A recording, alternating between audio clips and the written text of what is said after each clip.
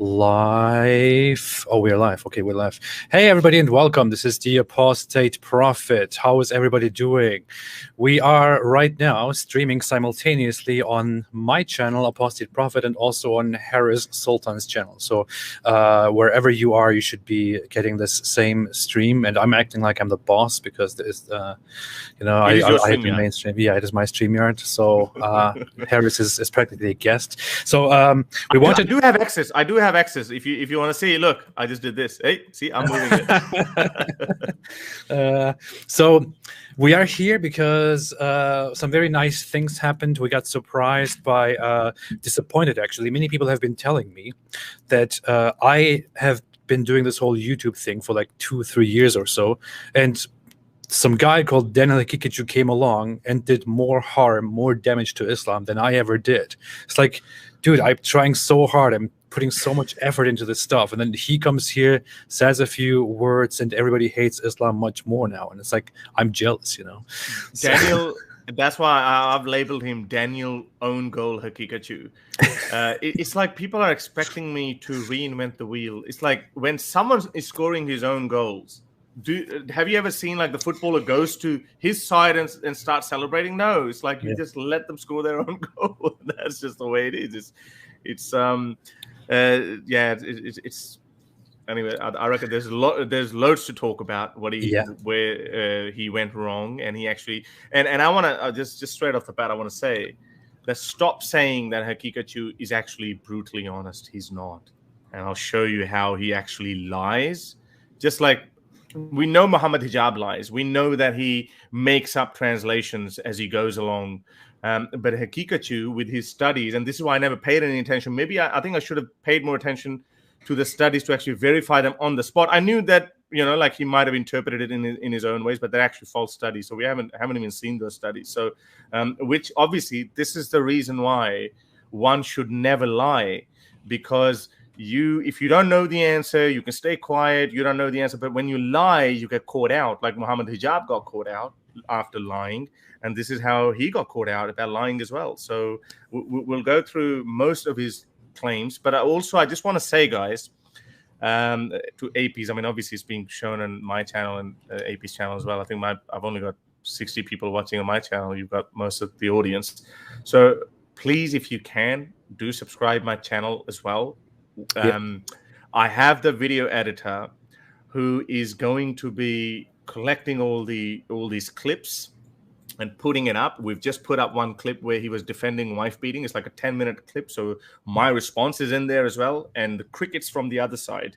So they come down and they try to tell you as though he gave the answer. I've given the answer, as though right or wrong doesn't matter. It's just because he's given the answer, that's it. So he was.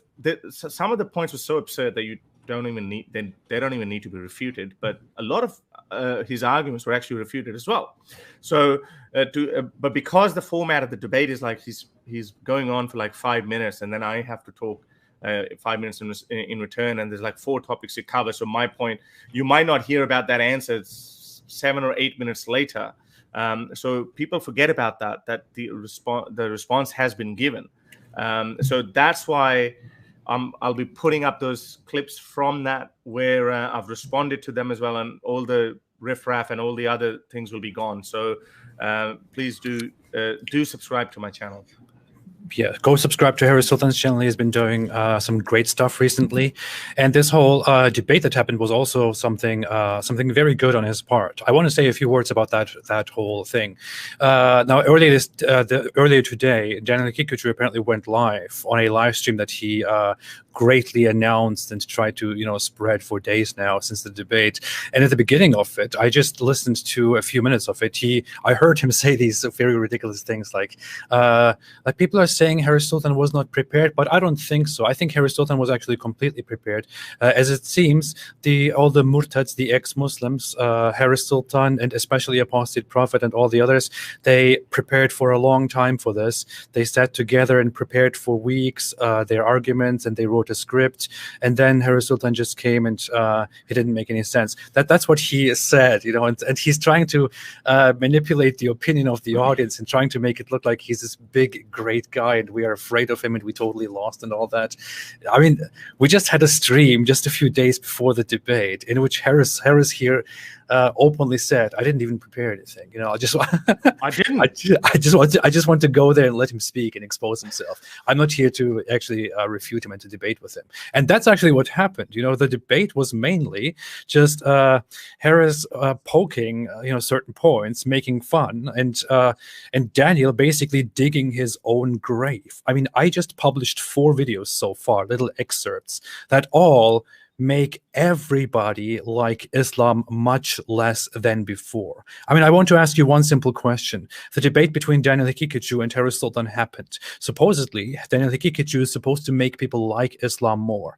But what do you guys think is the outcome of this debate? Do you think as a result of this debate, as a result of everything that came out of that, as a result of everything that we are seeing from that debate, do people like Islam more, or do people like Islam even less because of Daniel Haqiqatjou? I really want to genuinely ask this question to not only the non-Muslims and ex-Muslims and all the others. I want to ask this question especially to Muslims, moderate Muslims. Yeah, moderate Muslim, not Haqiqatjou fanboys. They think, yeah, that's fine. Wife beating, sex slavery, everything perfect. and this is what I said in my opening statement or one of the monologues as well. And I said the same thing. I said, let's just see how many people after this say, wow, Haqiqatjou, you've given us these mind-boggling arguments. La ilaha illallah Muhammadur Rasulullah, I have now converted to Islam. Let's just see. I'm actually getting, let me show you let me show you my screen where I'm getting all the messages from atheists, Christians, Shias, like Hindus, who are all saying that, Harris, you've let us down and we've turned into Muslims. My inbox is literally empty. there's nothing. You had to be on the live stream. I was live there. I made tons of super chats just to ask Daniel a lot of questions. You had to be there, and you had to check the live chat as the debate was happening.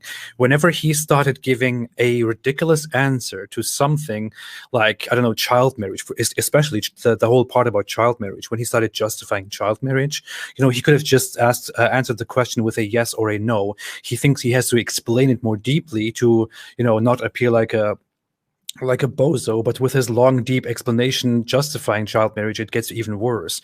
The responses in the live chat, on that stream from non-Muslims, especially, were like, "What the hell? What the fuck? What's going on? This is disgusting. Ooh, why is this guy being hosted on here?" And this is the general sentiment that people have right now.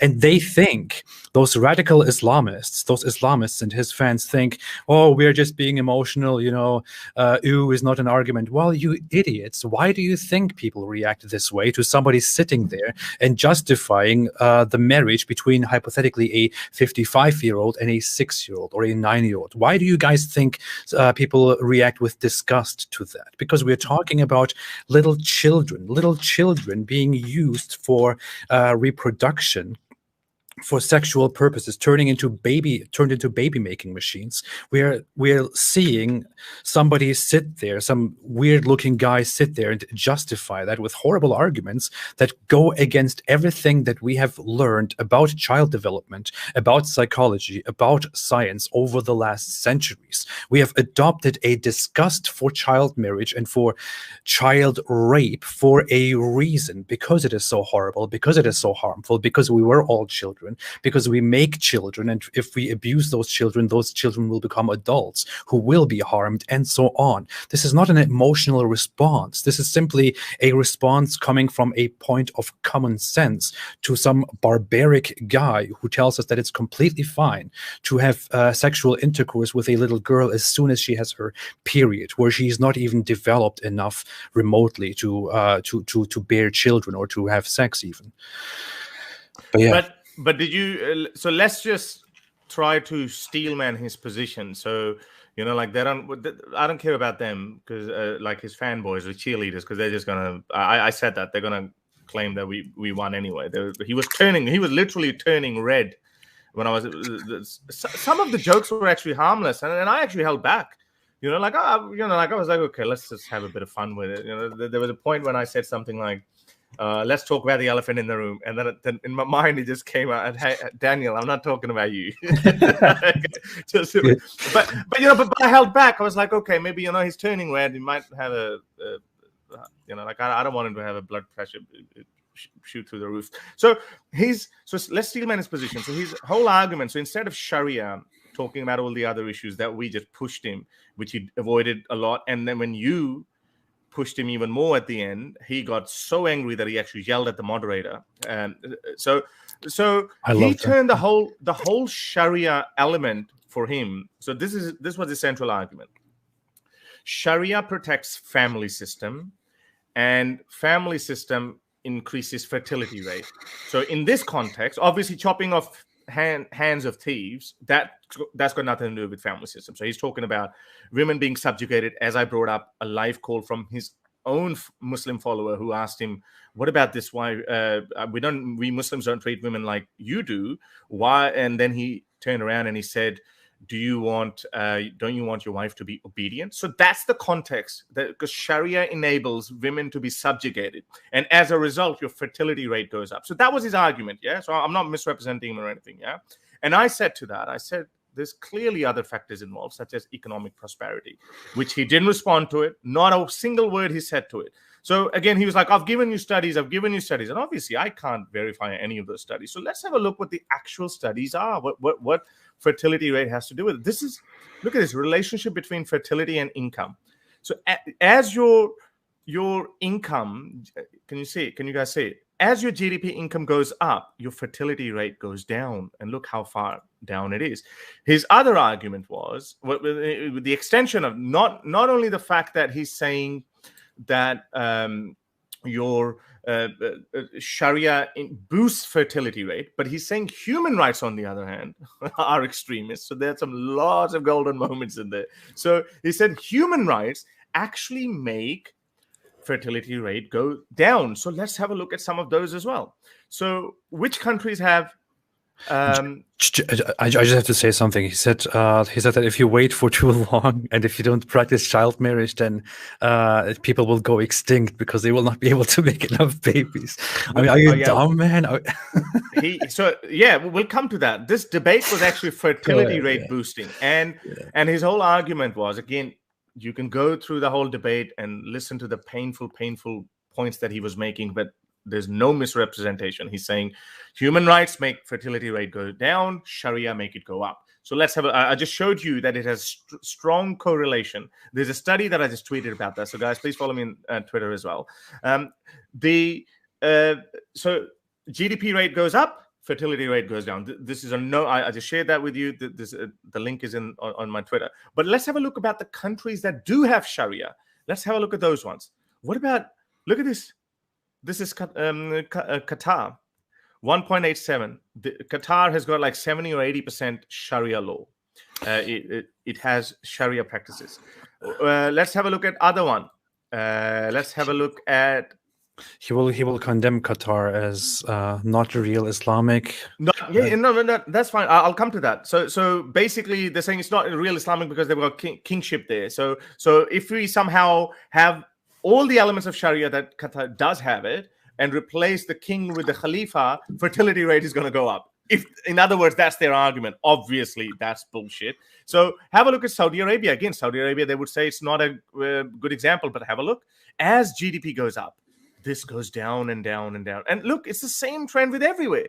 Qatar's going down from 6.97 down to 1.87. UAE from 6.93 down to 1.41. Yes, UAE is modernizing as well, but still, Saudi Arabia has Sharia laws.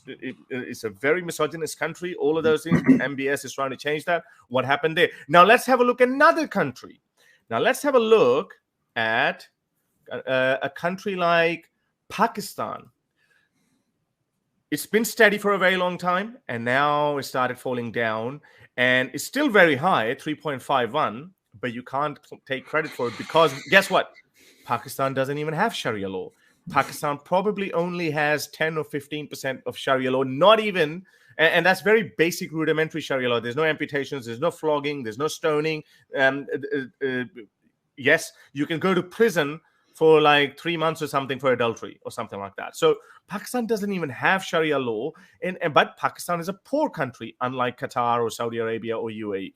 So his whole argument that it's got to do with family system, which is enabled by Sharia, that increases fertility rate. That's just false. I just showed you the studies, and this is the actual study that says it goes up because of the link between fertility and income.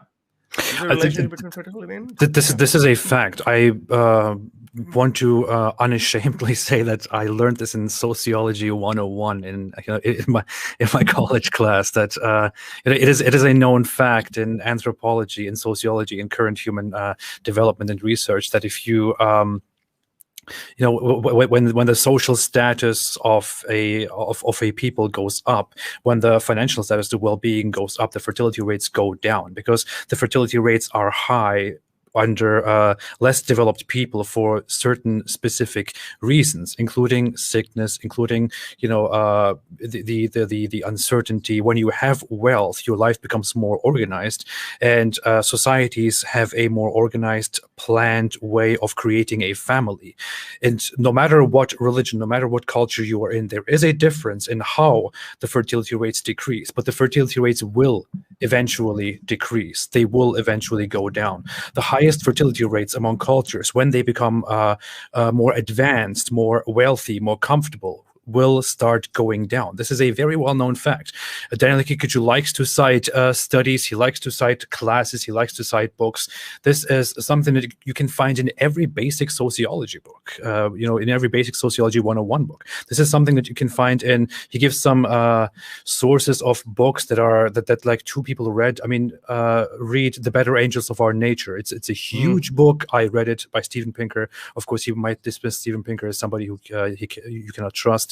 But he explains the development over time very well and demonstrates very clearly how humans have, as much as they go toward more wealth, more comfort, and more peace, the fertility rates also thereby decrease immensely, dramatically. And this is a norm. This is universal in the world. Yeah, and so the whole argument on fertility, I don't know if you have to say more on that, because obviously more tribal or a backward a society is, and if you go, they've got less medical facilities available. Back in the day, people also used to make a lot of babies. Only 1 or 2 out of 5 will survive to adulthood. I don't know, Stalin had like 4 brothers or something. They all died, only he survived, and Hitler had similar kind of story as well. So this people used to die, they didn't used to go, and that was like an insurance policy. So now, even as I said, and I pointed that out, even Muslims are not making enough babies as the income goes up, as women get more educated, etc. So it's a known problem. But again, and when I asked him, did you notice how he dodged the question? When I said, okay, so if we just let it go unchecked, if we keep the fertility rate go up like the way you're going, what is the ideal size of the human population? Is it 9 billion, 10 billion? He didn't answer. He said, all I'm saying is that it supports family system. Oh, hang on. So if family system is going to destroy the planet, what good is that? Where's your fertility argument then? And when I asked him, I said, okay, so if we hit 10 billion, because this is the ultimate extreme, a lot of forecasters are saying that by the end of the century, we might hit 10 billion, but everywhere, all around the planet, it's going to plateau and it's going to start decreasing after that. So he goes, we'll sit with imams at that point, and then we'll work out a solution. Okay, so we should leave the fate of the planet in the hands of people who dress like you, So he didn't give any answer to that, and yet here they are. They think that these are mind-boggling answers. Harris, you know what really amazes me? The entire time when he tries to argue for Islam, he did the same thing in the debate with you. He did the same thing in our discussion with me. He tries to argue from with a focus on pragmatism, like what is better for humans, what is better for the future, and this and that. And of course, ironically, he only brings points that are not very pragmatic, that are not very good for our well-being. But wait a minute. I tried to ask this in our discussion as well.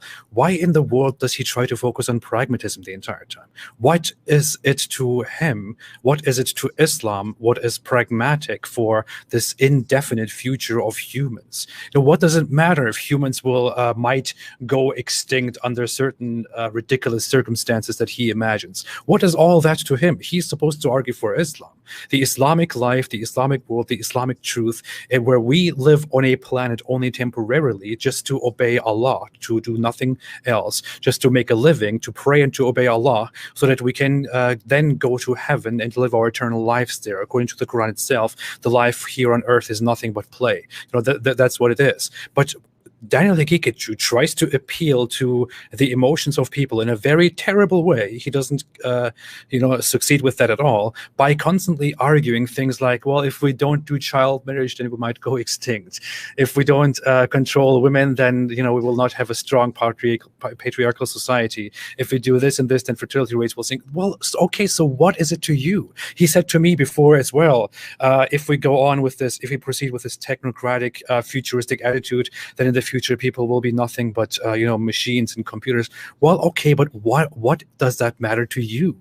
Why are you trying to argue for pragmatism? Your religion is not pragmatic. Yeah. Yes. Yeah. Your religion is focused on the afterlife. This life is nothing. Why are you arguing for worldly pragmatism? It doesn't make any sense. It's Well, it's funny that there's a super chat question, I think, for you, a comment to you. So I think we should address that before we go further. So they're saying Daniel Haqiqatjou is either super smart and good acting atheist disguised as a Muslim to expose how awful Islam truly is, or he's just the dumbest Muslim there is who totally missed the point of doing taqiyya. I don't know about taqiyya part though, but I think he definitely is stupid in that in its literal meaning, because this was the trap for him and he walked straight through it. So I just tweeted, and I think this is why, guys, it's important. Please follow us on Twitter because we need you guys. Have a look at this one. I just said there are two Islamophobes in this picture destroying Islam. Guess who? So he's literally he did a job, and this is exactly what I meant by let him speak. They're like, I've responded to pretty much everything that he said, but obviously, as I said, there's quite a few things that just slip under the radar. You can't talk about them. We're making these videos, and it's fun. Okay, so now let's get on to the next one. Now, you said he talked about, he was defending patriarchal society, and he was saying technocratic society. So there are a lot of golden quotes from this. These words do not come out from someone smart. So have a listen to this one, what he says here. So this is an excerpt that I just uploaded about an hour ago. So these kind of excerpts will be coming out quite frequently, guys. Just watch what he says here. I'm going to actually... Sorry, could you hear it? I could hear it. I think everybody else can then hear it too, if I can hear it. Yeah, if you can hear it, then I think everyone can. So I'm just turning up the volume just in case. He's throwing everything out there. I'm going to actually respond with arguments. I'll just respond to this wife-beating argument. Islam says power should be distributed across kinship groups. And this means that the patriarch has authority to physically discipline members of his family, including his wives, if they violate important norms and values. So that's the point when if you're allowed to interject and you say at that point. So he's literally saying, wives, if they don't obey certain commands, like the one that you raised at the point, providing sex or doing your chores, whatever her defined gender-based, this is the ultimate gender-based roles. And he's saying, if they don't do it, then you can physically discipline them. That's what he said so openly. Have a look at this, how he tries to justify it. I mean, we all know that. We've all read 434 and we've also seen a bunch of hadiths that we've seen. We all know that. But let's see the level of his intellect, how he defends it or justifies it. What's this? Now let's ask women.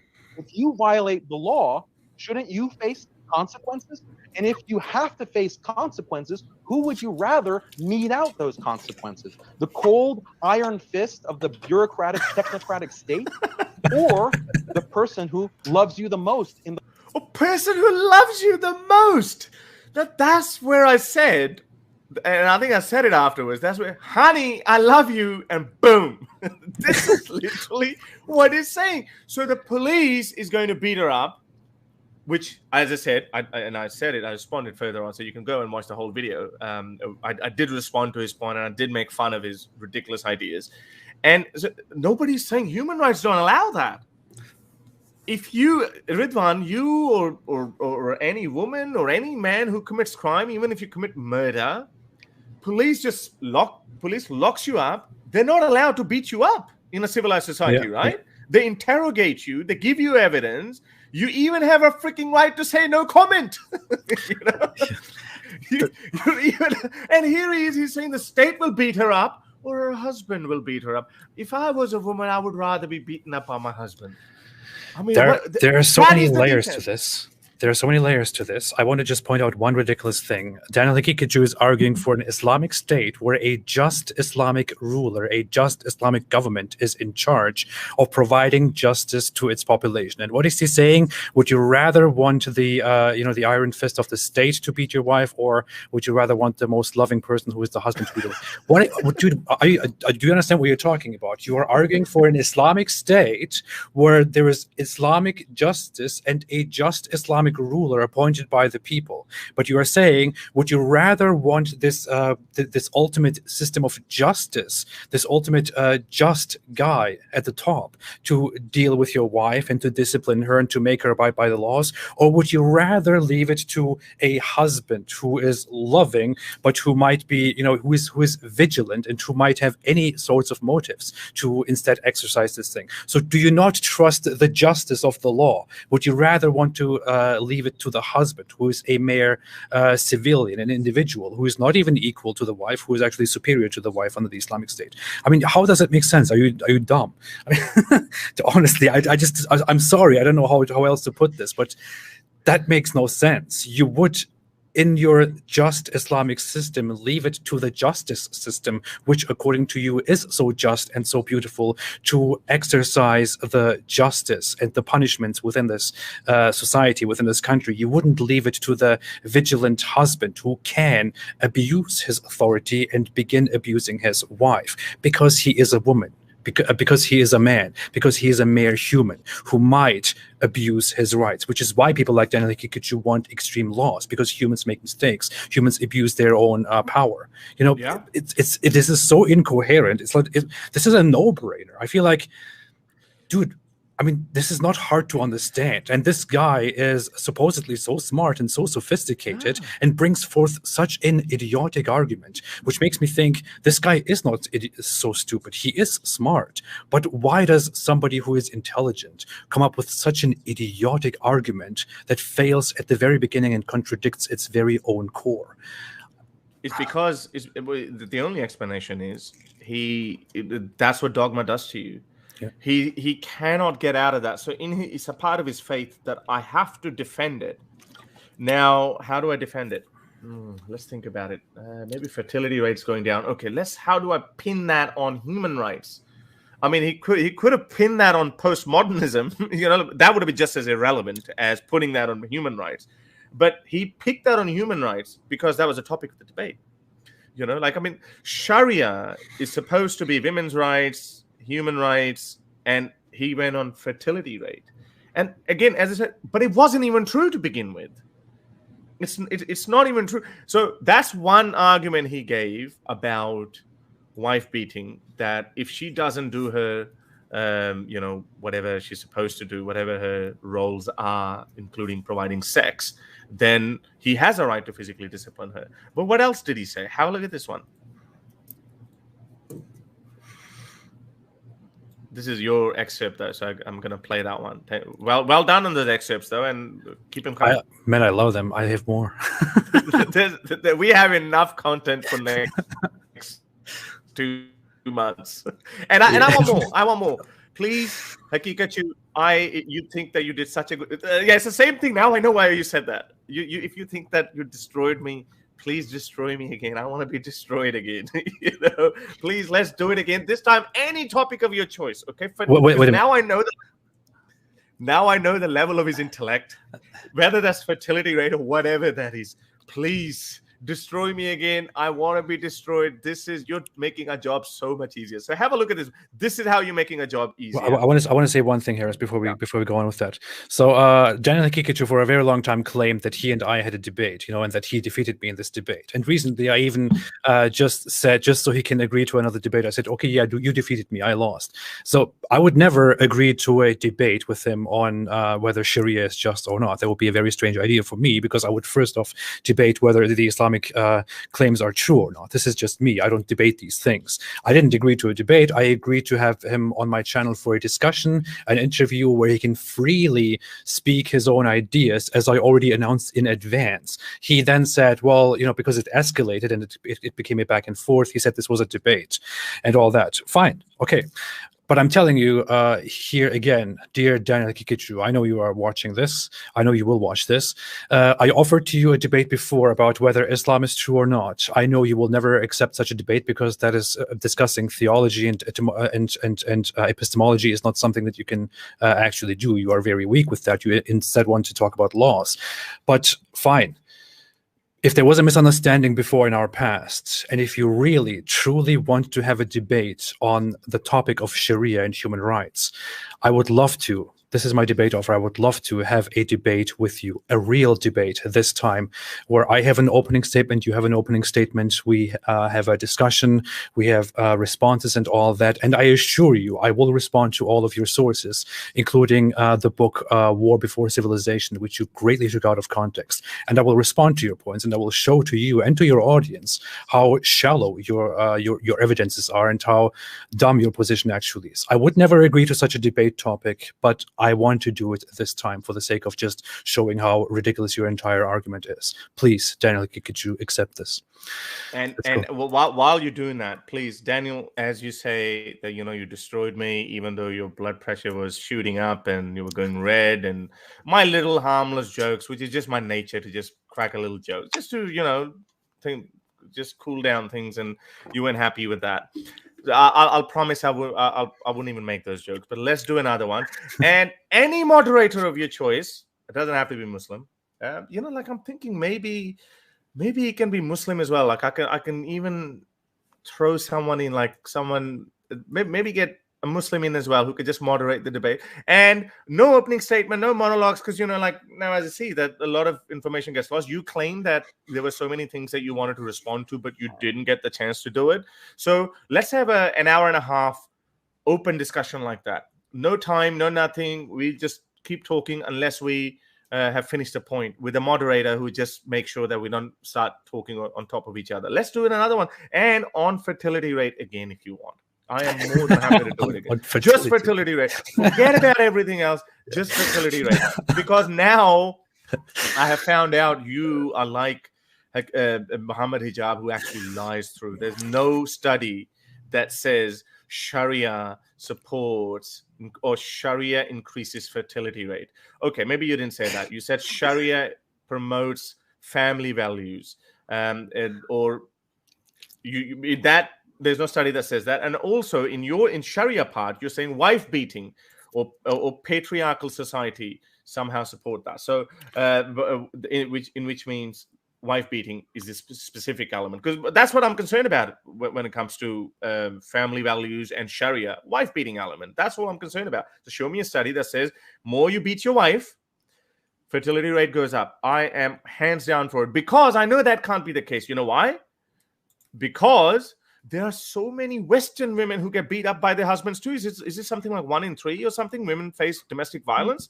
So how come those women in the West are not making as many babies? Because obviously it's got nothing to do with human rights or family values or anything. It's got very directly related to do. It's got to do with the actual GDP, economic prosperity, as I showed it earlier. So Haqiqatjou, anytime, son, anytime. You're making businesses booming thanks to you.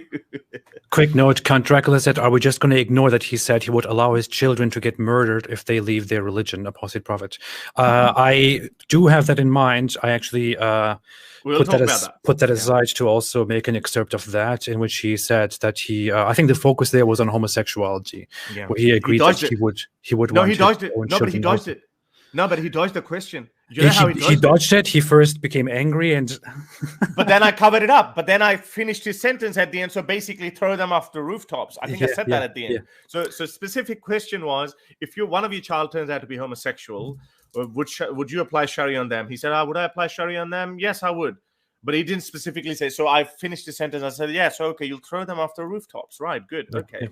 So there's so many questions. I'll post the excerpt of that. You will see that. Yeah, he's not that honest as you claim he is. Okay, so we're talking about wife beating part, yeah? So he justified it. He said, okay, well, would you rather have the state beat your wife, or you would rather have her beaten up by someone she loves, like a beating husband? So what other excuses he gave for wife beating? Let's have a look.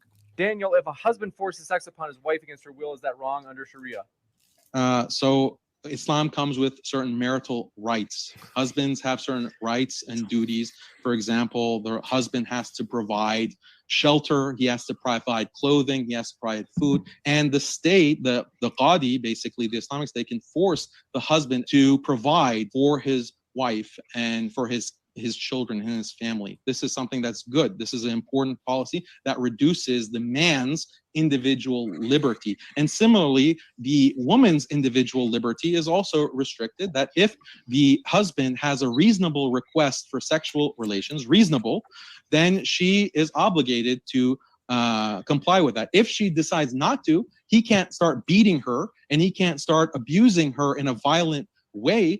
But the qadi can say that, look, you're not meeting your spousal duties, and therefore you will forfeit your mahr, for example, the bride dowry. You'll forfeit your other privileges as a wife. So there's give and take in marriage. That's why Islam is beautiful, because it creates this dependency between husband and wife. It's not like modern sexless marriages in the West where women say, oh, I can leave my husband to have no sex for months because I don't feel like it. I'm a strong, independent woman. And meanwhile, the husband is working his tail off trying to provide for his family, but there's no obligation on his wife to reciprocate in any kind, because she's a strong, independent feminist and she has to have maximum choice and opportunity. But the poor devil, he has to work and provide for all of that with no compensation or anything in return. Husband gives shelter, so he has a right to beat her up. I hate to do this. So husband, his argument was husband gives her shelter, so beat her up. And then another point that he made at that point, he said, what did he say? He said, the poor guy works all day. Isn't that there was a clip from Mike Tyson when he was at his crazy stage when he said, man, I work so hard, I get beaten up, I get punched in the face, can't I even get a BJ? That's what he said. This is what Haqiqatjou is saying. The man, I'm going out, I'm working hard, and I can't even get sex because she says that I'm a strong, independent woman. I mean, how are these arguments, or how are these conservative Muslims who are so conservative about sex is dirty or this, we don't talk about this, we have aura, we have this shame, honor, we don't talk about these things. And here he is openly talking about these. I don't know. These are how do they see these arguments as good arguments? It beats me. Okay, here Shoaib Mohammed said you got caught misrepresenting him. He denied that husband can beat his wife. False. What we are saying here is not that he said here in the specific clip that you can start beating her up. There's and a previous one. What we're saying is that in the other part he already said about wife beating that it is a man's right to discipline his wife. I mean, we just played that. He said he basically compared the husband to the state or to an employer who can discipline his wife by beating her. He already admitted that because the man is a caretaker, and he also admitted here now that the man has the right to get sex whenever he wants. So we're not misrepresenting anything here. That's the part where he said that she can be. Respond with arguments. I'll just respond to this wife beating argument. Islam says power should be distributed across kinship groups. And this means that the patriarch has authority to physically discipline members of his family, including his wives. There you go, including his wives, physically discipline them. So he said it. What part you didn't get it, son? That's the guy who, that's the guy whose flute you're blowing. I want to address a few things, Harris. Sure. with the clip that we just played, before that one, where he talked about how the husband can force sex upon his wife. So these people who follow guys like Daniel Haqiqatjou like to point out logical fallacies and things like, logical fallacies, distractions, and all that. They love to point such things out. In that very little short speech of 1 minute, 2 minutes, he made a number of very serious fallacies. And number one, what he did throughout the entire debate, and especially the Q&As, he avoided the actual point of the question and tried beating around the bush. He made a red herring, which he makes the entire time during the debate, which means instead of directly addressing the issue, he tries to distract from it by bringing up certain things that appear interesting and appear good, such as that the husband has these and these rights and the husband has restrictions and this and that, stuff that is completely irrelevant to the topic. He makes a red herring fallacy. You go on, he brings up another fallacy, which he does during the entire debate, which is the whataboutism, or the Tukok fallacy, where he Tukoki, whatever it's called, whatever it's pronounced, where he distracts from the topic by responding, what about you guys? Or what about the West? What about the secular West? What about the evil West? The West does this and does that and does that. He responded to many questions, some of which he didn't properly answer, by always either directly pointing at the evil, corrupt West, or by eventually concluding the topic and bringing it to the evil West. He can just not stay off the evil, terrible, ignorant, immoral West. He also made a generalization, basically saying that this is what Western women are, and this is what happens in the West, and with feminism and all that. He made a slippery slope in which he argued that not having this specific law will lead to a society where people are sexless and where people engage in sexless marriages, which is extremely absurd. What he's basically arguing is that if there is no such law that women have to have sex with their husbands when the husbands want it, then this will lead to a sexless, a society full of sexless marriages, and so on. He's engaging in so many fallacious arguments in just 1 minute, and he did that throughout the entire debate. And people who follow him are so blind, they actually fall for that, and they don't even see it. It's ridiculous. Yeah. There's so many points that okay, and well, let's go through that. And Denver Johnson saying, thank you very much for the super chat, saying, I'm glad that Daniel Haqiqatjou admitted his mindset. Most apologists dodge and play between the lines. At least he's clear about his stance. Props to him. He's actually only selectively clear about certain stances, like sex slavery, wife beating, child marriages. He's only selectively. What he does in order to defend these practices, he invents scenarios and studies and his own opinions. For example, the most obvious one, the whole debate, the one thing you can take away from that, apart from this, his defense of child marriages, sex slavery, and wife beating, apart from that, the one thing you can take away from them, he's saying human rights lower the fertility rate, as though, and the whole human civilization is going to collapse, and human rights is the biggest issue. Human rights are extremists. That's what he said. The solution to that is Sharia. And we showed you Sharia or human rights have got nothing to do with fertility rate. That has got directly to do with your economic prosperity. So I shared that in my Twitter. So even his central argument, he got that wrong as well. So that's not where it ends. Trolif is saying, I live in Mecca of Mormonism, Utah, and this sadly reminds me of Joseph Smith. Stay away from Mormonism, stay away from Islam. Thank you very much for your super chat. And thank you so much. And your comment. So that's not all there is. What about child marriages? And we'll just go through all the arguments. So he apparently asked me some 3 questions, and I just never got the chance to actually go there, because as soon as the discussion started, his attack was on human rights and whatever I could get in. I never got the chance to respond to those 3 questions. I don't even remember what those 3 questions were. But he actually did not answer to at least 6 of my questions as well, 6 of my points as well. You spoke about, he's talking about, what about the evil West? I say Muslim countries are terrible places to live in, right? I am never going there. You can multiply my income 10 times, and I think I said that if you, when he gave me this hypothetical, would you go there? I said, I personally wouldn't go. I wouldn't. I love Australia. I love there. Everything is beautiful there. But if you did that and my whole family could move there, maybe I might think about it. And I know other people might think about it. I personally wouldn't, because I'm quite happy. But now reverse the scenario. Give me 10 times more than what I'm making and say, Haris, you can live in Afghanistan. I ain't going there. I'm not going there. So what about why, if West is so evil, what is it? People who deal with interest are definitely going to hell. And there are two other sins as well, because Muhammad used to say things in three. So there's one particular hadith. You're living in a Western democracy that is, according to you, thriving on the blood of Muslims and this evil imperialism by killing countless amounts of Afghan and Iraqi Muslims and who knows how many. You're living in a society where your kids are more than likely, and I raised that point, I said your kids are more than likely going to be taken over by this Western culture. When they grow up, come of age, they're going to go to the nightclubs. They're going to make a girlfriend. They're going to, if they're daughters, they might actually like some boys as well. They're going to drink alcohol at some point. They're not going to look at the dad and they're going to say, dad believes in child marriage or whatever. So, okay, we're going to be just like that. It's not going to happen. You're fighting against the teens. You're fighting against teenagers. Not going to happen. So why are you taking the risk? As I said, I don't know about you, because Turkish culture might be different. I know so many Pakistani families, when their children come of age, around 9-10 years of age, they go back to Pakistan because they say, oh, our kids are now entering the dangerous territory where they might. Yeah. So they go back, and then they come back when it comes to university or something. So they've kind of brainwashed them. So why is Daniel Haqiqatjou taking that risk?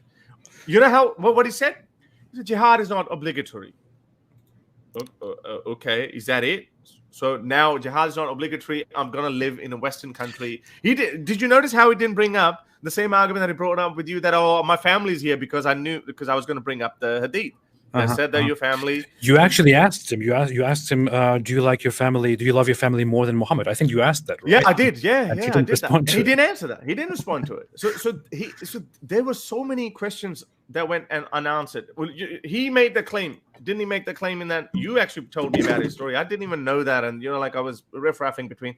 I was confused whether I should bring it up or not, and I did say my heart goes out to the Haqiqatjou family for this terrible tragedy that went out.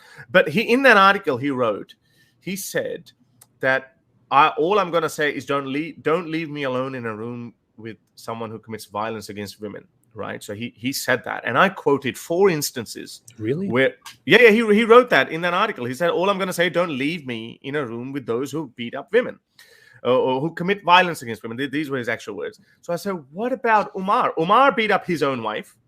There's a famous hadith. I quoted that hadith. Umar beat up the slave girl of Anas. Umar beat up the sister of Abu Bakr. And Umar beat up another woman. And there must be quite a few as well. So I quoted those 4 stories, and I asked him point blank, what would you do if you're in a room with Omar? He didn't answer it. And there's so many questions that he actually didn't answer. So don't say he's actually honest. He's not that honest as you make him out to be. He's only honest about the very basics. I want to show you something to show how dishonest he actually is. I asked a very specific question in a super chat toward the end of the debate, because I thought, hey, if he has to answer this question somehow, I wonder if he will give a direct answer to this. So let me share this quickly. I will share my screen here. So share system audio. Let me know if this works. Slaves. Yeah, working. The apostate prophet says, does Daniel want to go back to creating an Islamic empire and spreading Islam? Does he want to bring slavery back in that case? Yeah, so I mentioned this argument about slavery, a world with slavery. Okay, wait, this is not the right part. Wait, wait, I will find the right one and get back to it. You find that. Okay, so in the meantime, I'll just talk about what else did he actually say, what he actually said about child marriages. So he's honest about that, but his justifications are atrocious. And why wouldn't they be? Because there is no justification for child marriages. He basically was implying not in this particular clip, but in a wider segment, he basically was making a case for there are studies, the younger the girls are when they get married, better, more children, healthy children they're going to make. So how young? 9, 10, 11, 12? Okay, so there you go.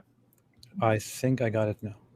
Apostate prophet says, Daniel, do you prefer Islamic law or secularism? If you had the power, would you want to return the U.S. into an Islamic country, what would happen to the resistant, disbelieving men and women in this Islamic America? We all know the answer, right? We all know we just want to hear it. We just want to hear it from. We all know the answer. If he prefers secularism or Islamic State, if he wants to turn America into an Islamic State, we all know the answer. It's very clear. But we also want that the whole point of that was not to refute him, but to expose him. Yeah. There are a lot of Westerners. James's audience was watching that as well. We want them to say, "Watch it," and they're like, "What?" I know. I made the super chat solely. Because I know exactly what he believes in, and I want him to speak it out right there on Modern Day Debate with all those non-Muslim viewers. That's the entire point. But see how he responds to this. So there's a lot of ways to spread Islam, right? And I invite non-Muslims in America and throughout the world to look into Islam, investigate Islam, look at these arguments that I'm making, and have an open mind. Like, you see this kind of con game and hoax that people like Harris and Apus are doing, where they're trying to, repeat the same talking points, but it's all based on lies. And when you actually understand how Islam and Sharia law, orthodox, strict Sharia law, is promoting family and marriage and community and results in flourishing of human life, all people, and how this has been the case for 1400 years, then people will be open and will want to accept Islam. This is my message to non-Muslims watching, and I do it with a very sincere and open heart. Didn't answer it. See, he never answered the question. Didn't answer it. He never answered a very simple question, because I knew exactly that this is an extremely hard-hitting question. And if he did answer this, he would be in big trouble. But he never, ever answered the question. He instead distracted completely, made some stupid rhetoric. He looks very tired and angry anyway at that time, because he already got some questions from me. He was smashed. He was smashed at that point. And on top of that, while not giving an answer to the actual question, which shows that he's not so honest, not as honest as he claims to be, because he would be in trouble if he did give a proper answer to this question. He also then, for some reason, references Harris and me and says that we are just, liars who bring up the same talking points, which are all based on lies. What is based on a lie? Where is the lie here? I mean, I don't understand. He does express that he wants to impose Islam on the whole world. He answered the same question earlier. He does say that slavery is okay, even in the present or future time. So what exactly are we lying about? Are we lying about the idea that these things are bad or wrong? Is that what he means by we are liars? I don't know.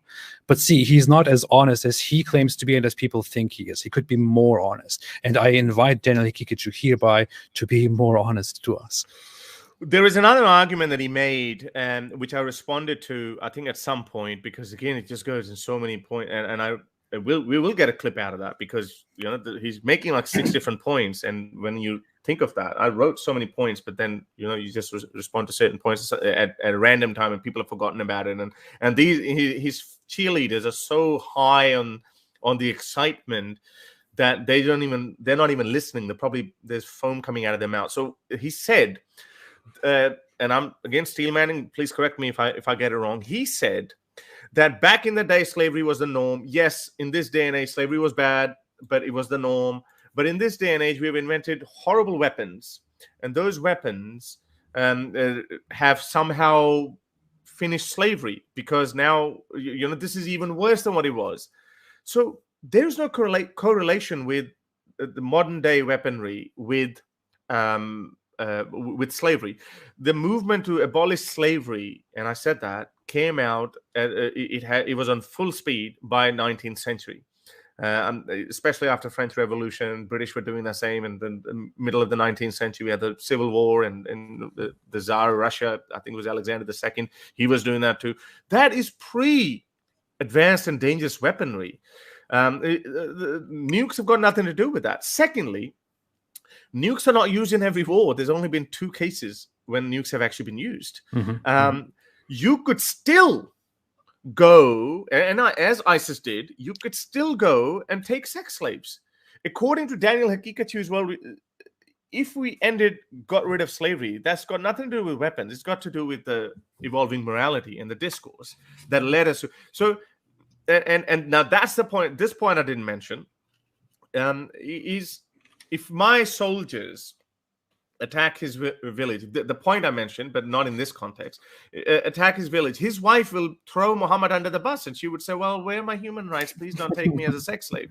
And I'm not personally saying his wife. I'm just saying anyone, any woman at that point would not want to be taken as sex slave.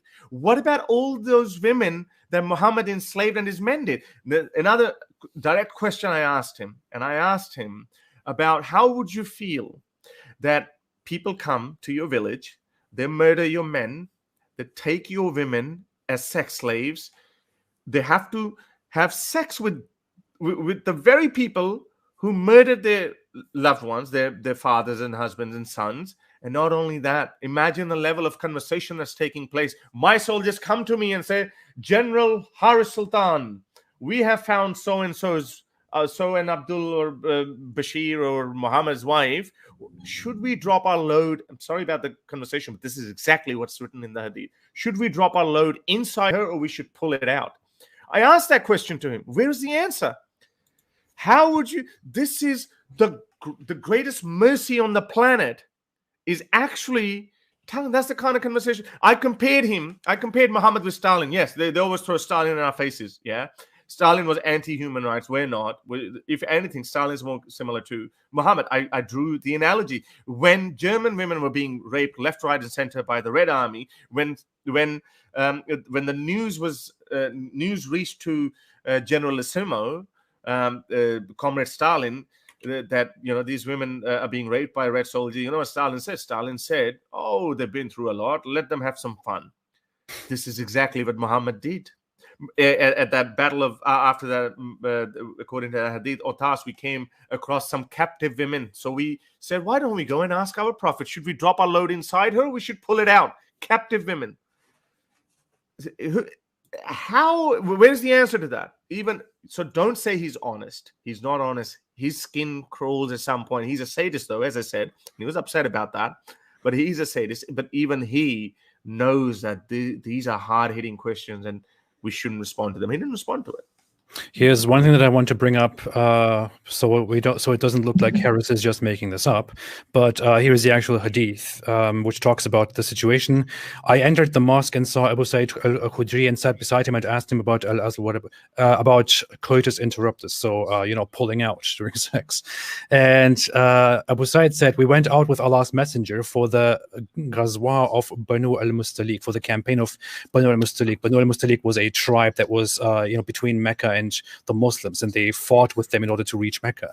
And we received captives from among the Arab captives, and we desired women, and celibacy became hard on us, and we loved to do coitus interruptus, pulling out with those with those captives. So when we intended to do it, we said, how can we do coitus interruptus before asking Allah's messenger who is present among us? So we asked him about it, and he said, it is better for you not to do so, for if any soul is predestined to exist, it will exist. So basically, he's not saying, when Muhammad says it is better for you not to do so, he's not saying, no, don't rape them. He's saying, no, don't pull out. But if you leave, if you drop the load inside, that would be better. But still, it's okay. Yeah, you don't need to pull out. It's like what's destined to happen will happen. Just do it. You don't need to pull out with those servants. Because they were concerned about bastard kids, basically, or kids from the slave women, because then they can't sell them. They become useless. Because if your slave girl becomes pregnant, you can't sell the slave baby or the slave girl. So they become useless. They don't worth anymore. But now they used to, okay, we're pulling out. They're not impregnated. Now we can sell them to someone else. This is a perfectly legal practice. And this guy and his cheerleaders advocate for this morality. And then they say, yeah, we won. I mean, sure, keep winning, please. But again, as I said, they're not 100% honest either. He didn't answer this question either. He didn't answer the whole concept of objective morality, subjective morality. And now they're making fun of snails. The whole point was your morality is subjective, and he admitted it. He said some things are objective, some things are not. So hang on. So the whole Sharia that you're saying is subjective then. It is subjective, right? So he admitted it. So their biggest argument against us is that, oh, your morality is subjective. By the way, our subjective morality ended up abolishing slavery and protecting women from becoming sex slaves. Lindsay Mary made a chat, which is basically representative of what Daniel Haqiqatjou would say in response to this. If they pull out, they will be contributing to extinction. Yeah. That sounds like something that he would say, definitely. And look, there's actually some truth in that, because this is the reason why Muslims are actually obsessed with increasing their numbers. So that's what Prophet Muhammad also said: don't pull out, leave it in there, drop it in there. Doesn't matter, make more babies. At least they're going to be Muslims. So let me show you a brief part about the whole slavery thing. I want to correct one thing, Harris.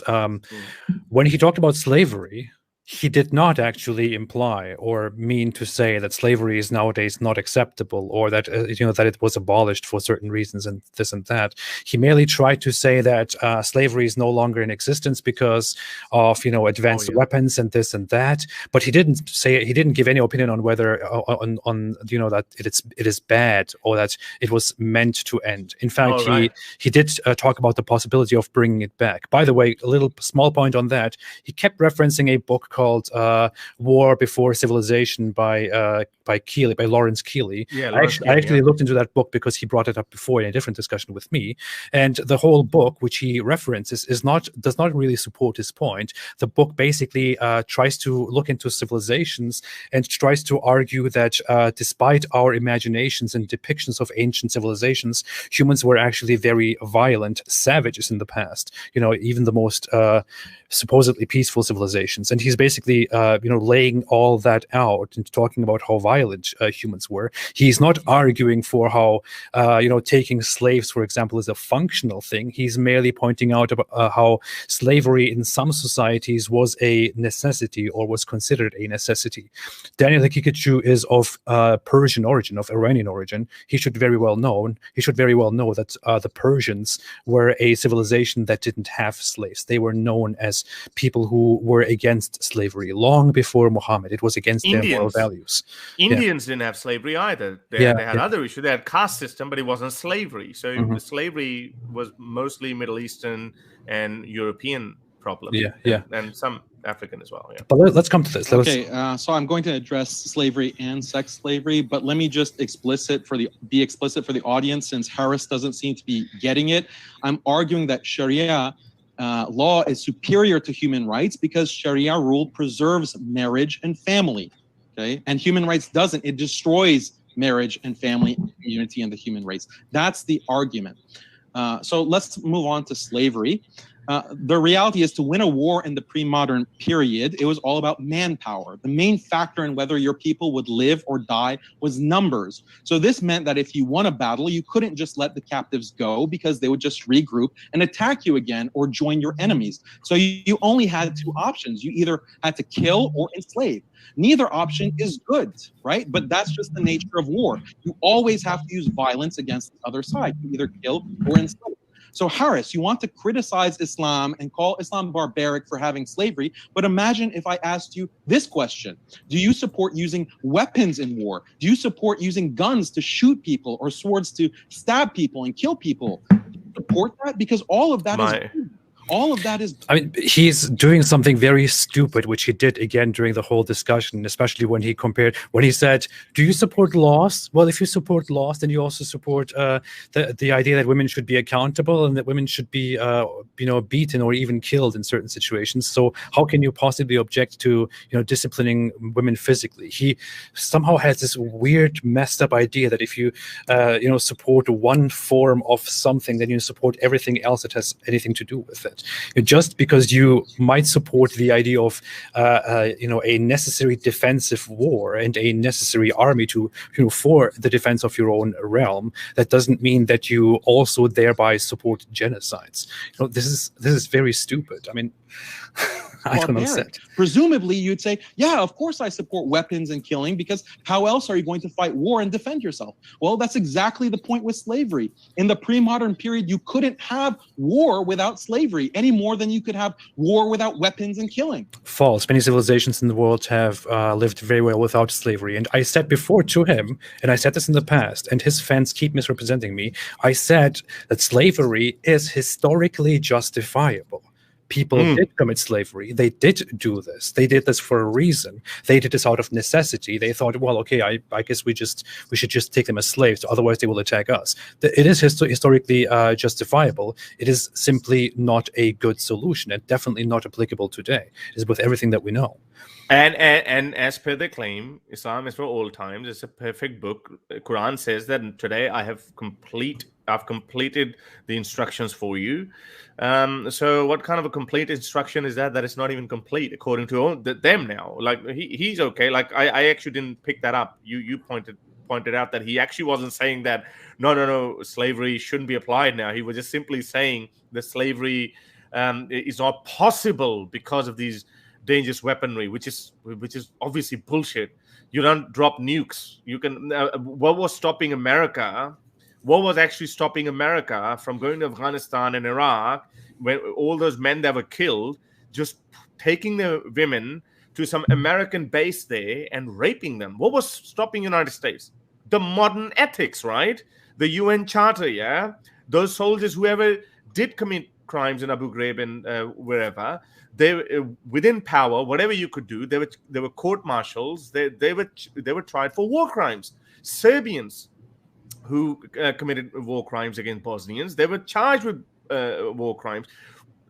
In Muhammad's worldview, in a Sharia worldview, forget about getting charged for war crime. Oh, that was a necessity, so we just did some coitus interruptus and we did some pulling out. That's what this is their whole argument. It just doesn't make any sense. But it makes sense to these guys. Yeah. Let's move on. In other words, if killing people can sometimes be justified, then slavery can also sometimes be justified. And this is exactly what your friend, apostate prophet, accepted with open arms in our debate last year. False. He leads the whole lie, and people who listen to him simply follow him. I never said that it is acceptable. I said that slavery is historically, I don't know what if he knows what historically means. He should, by the books that he gives us as references. I said that slavery is historically justifiable or justified, and this is not something that I just admitted during our discussion with him.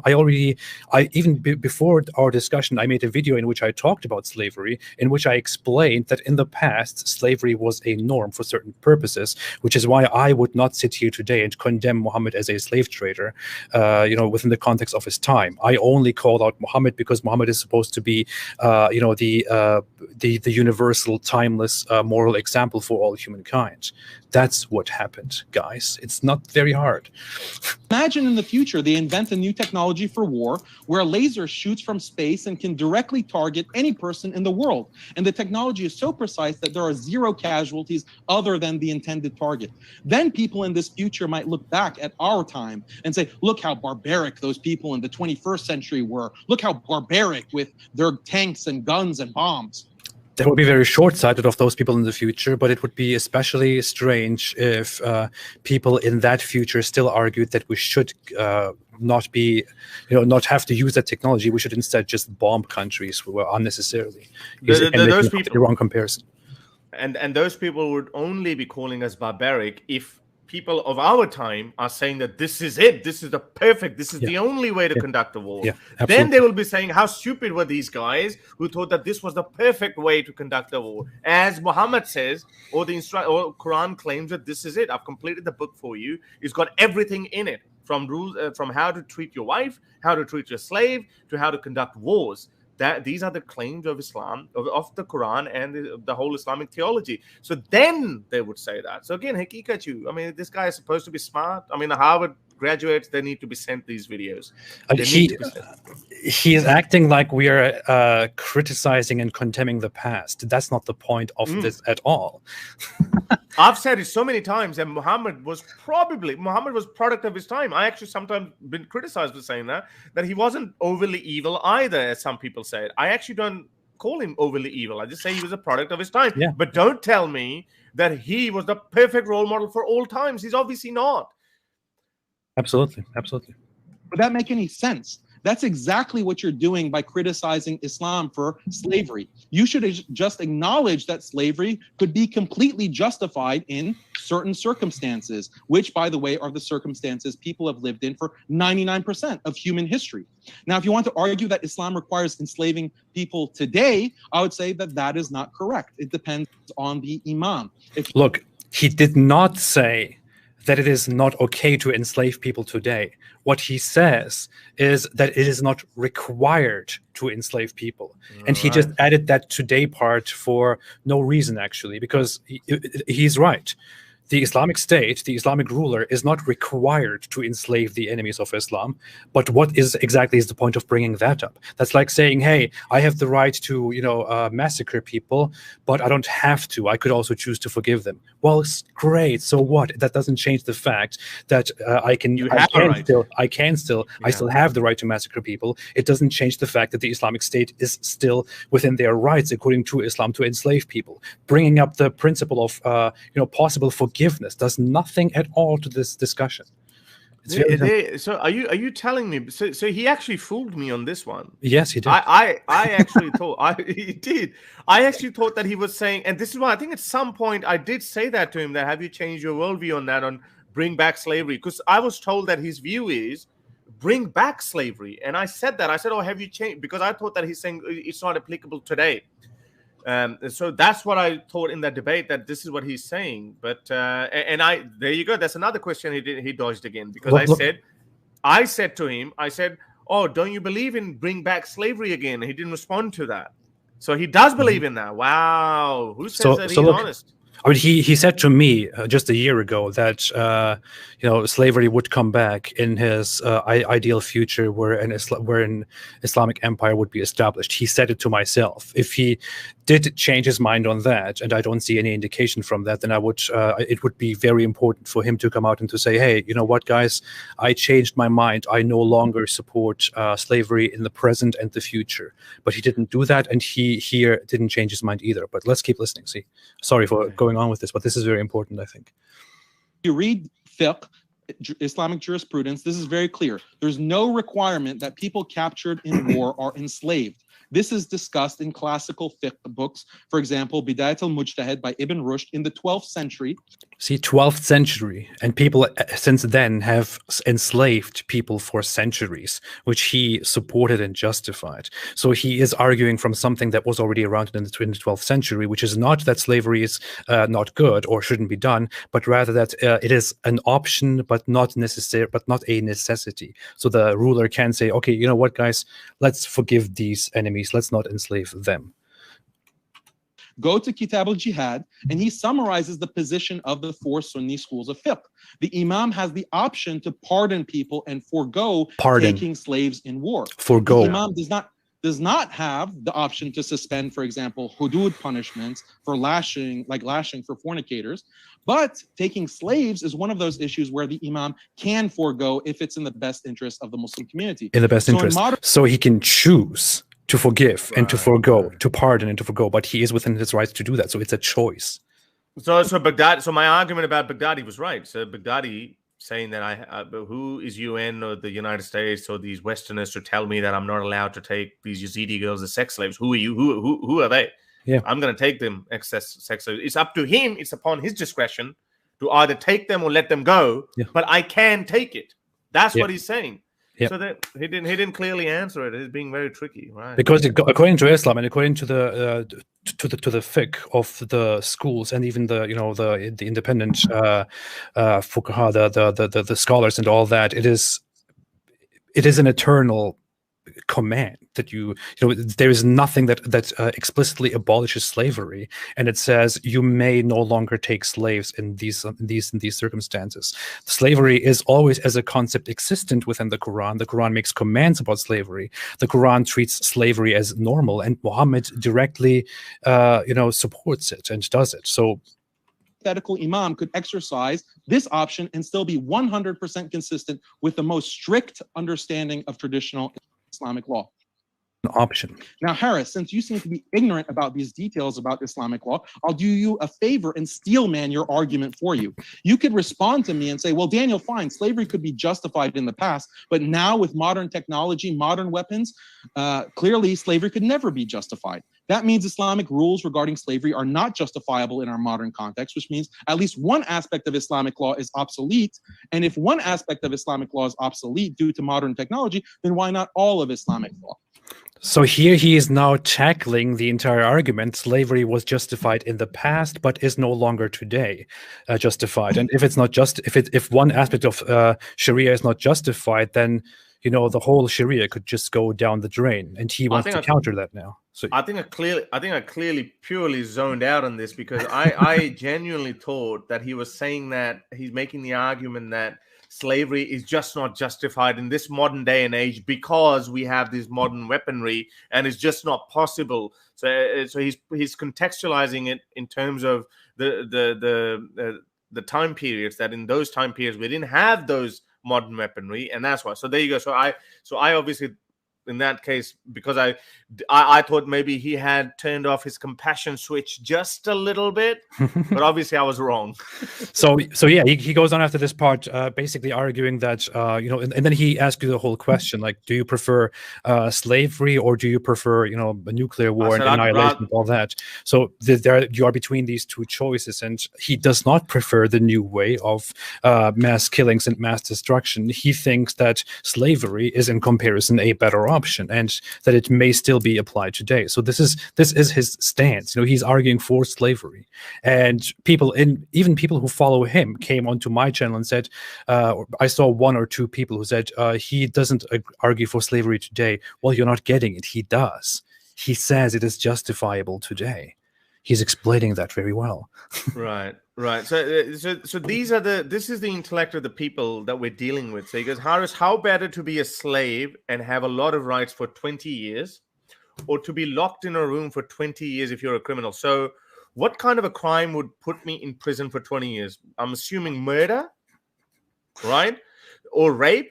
So these guys who are enslaved are not murderers or rapists. They're just simply, they've been captured. They just lost the war, So that's why. So if I was a murderer or rapist, depends on who you rape. But let's just say if I was a murderer of a Muslim guy, I wouldn't get the choice to be a slave. I'll get beheaded.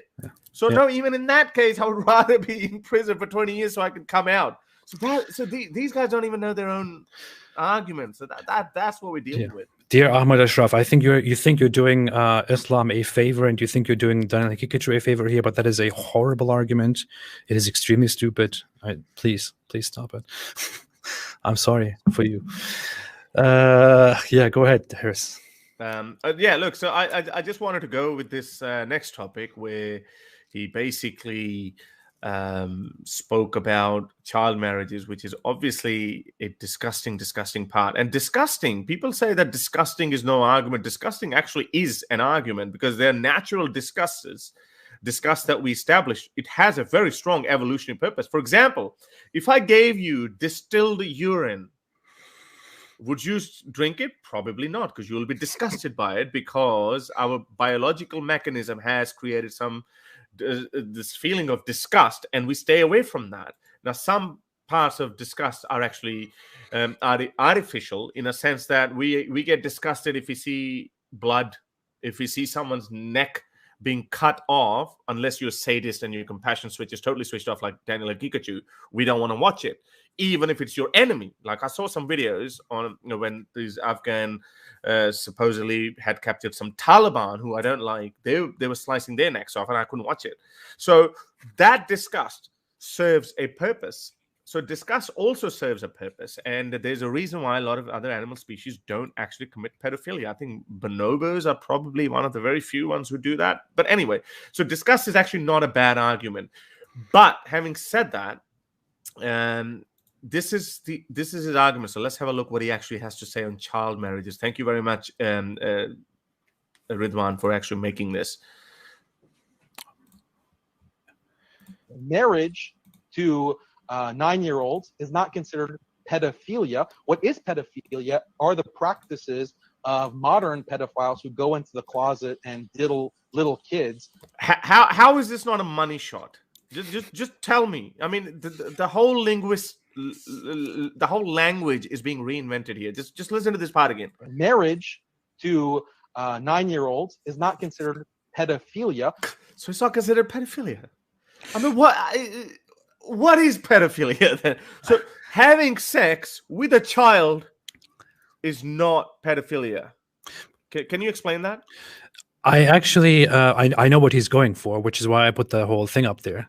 Pedophilia in psychology is described as, this unusual sexual interest in, technically in prepubescent children, which is technically in the most rigid form, that is what's called pedophilia. And there is an argument, there is a debate on whether that is a mental disorder or whether it cannot be classified as a mental disorder, whether it's part of a different disorder, and so on. So there is that whole discussion going on. There is then a difference between being sexually interested in prepubescent children or, post-pubescent or pubescent children. There is that whole difference. But this issue has nothing to do at all with the question that's being asked and with what you're bringing up, which is the whole idea of having sex with a child.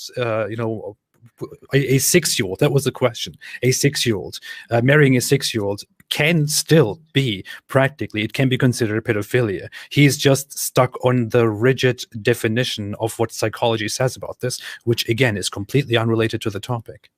Which is the reason why nobody allows, no sane country would allow sex with a 9-year-old, even if she's had she has reached puberty, because puberty is just one element of it. Her body hasn't even grown to that point, so he's just going into psychology. Okay, so that was his trap. Okay, and the funny thing is, what I just want to ask in response to this, to Daniel Haqiqatjou is, okay, if you are ready to say this, and if you are ready to say there is nothing wrong with the Islamic form of child marriage because you will get married to the child, whereas in this modern form of pedophilia you are molesting children, well, what exactly is wrong with pedophilia according to you? If it is not the factor of age, if it's not the fact that a 50-year-old man is sexually attracted to a child, then what exactly is bad about pedophilia according to you? Would Daniel Haqiqatjou answer the question, is it wrong to have sexual attraction and sexual interaction with a 6-year-old or a 9-year-old? Can he answer this question? I think what is pedophilia are the practices of modern pedophiles who go into the closet and diddle little kids. That's abhorrent. That is an abomination. Islam does not promote that. Islam promotes marriage. It promotes family. It promotes these wholesome values, and other societies have practiced this as well. He said, so I want to ask you, so just to understand this as well. So he's basically saying, if you have, and this is the argument I made, I think we should just finish this one, what I actually said, because it seems like it's going in a different direction. Islam doesn't allow, the Western way, like how there's pedophilia, etc. Yeah, Islam just legalizes pedophilia. Aisha, one could actually argue, she actually didn't even have kids. So maybe she was damaged internally because she was married at the age of 9. This is what happens when you become so dogmatic about it. So he's basically, so as you said, that he's actually going with the definition of psychology that pedophilia is only attraction to prepubescent kids, and he's saying that so he technically he's going with that. So 9-year-old, if she's had a period, then that is not pedophilia. But then he attacks the Western pedophiles. But aren't Western pedophiles doing the same thing? Let's say if a Western pedophile goes after a girl who's already had her period, why is he calling them pedophiles then? By the same logic. Yeah, and what is bad about it, according to him? I mean, if there is nothing wrong with the sexual interaction and the attachment, what exactly is wrong about it? Please elaborate, Daniel Haqiqatjou. Unless he's saying, which I think he's definitely saying that unless it's a marriage contract, so it promotes family values. So basically, he's saying you can marry a 9-year-old girl who's had her first period. You can, since you're starting a family with her, that's why it's okay. If you just have sex with her and leave her, basically rape her and leave her, that's not okay. Islam doesn't promote that. Even though with sex slavery, I don't think there's any limit to sex slaves. I don't think there's any age limit with sex slavery. If you remember at the top of my head, I don't remember it. So so what's happened? So there's so many contradictions and the paradoxes within their theology that they just don't seem to get it. So the problem that Daniel Haqiqatjou then has with pedophilia, with Western pedophilia, as he calls it, which is a very stupid thing to say, is not the sexual interest in children, is not the sexual interactions between an adult and the child. The only problem is that it takes place without marriage. So if there is a marriage happening between them, then it's actually totally fine.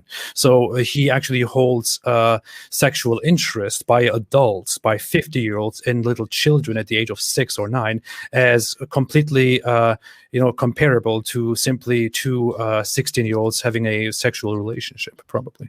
Oh, by the way, what about the Quran 65:4, the verse that actually says you can divorce prepubescent girls? And his scholars, the scholars that he takes as an example, have said forever that Quran verse is proof that you don't have to wait until a child is pubescent to marry her.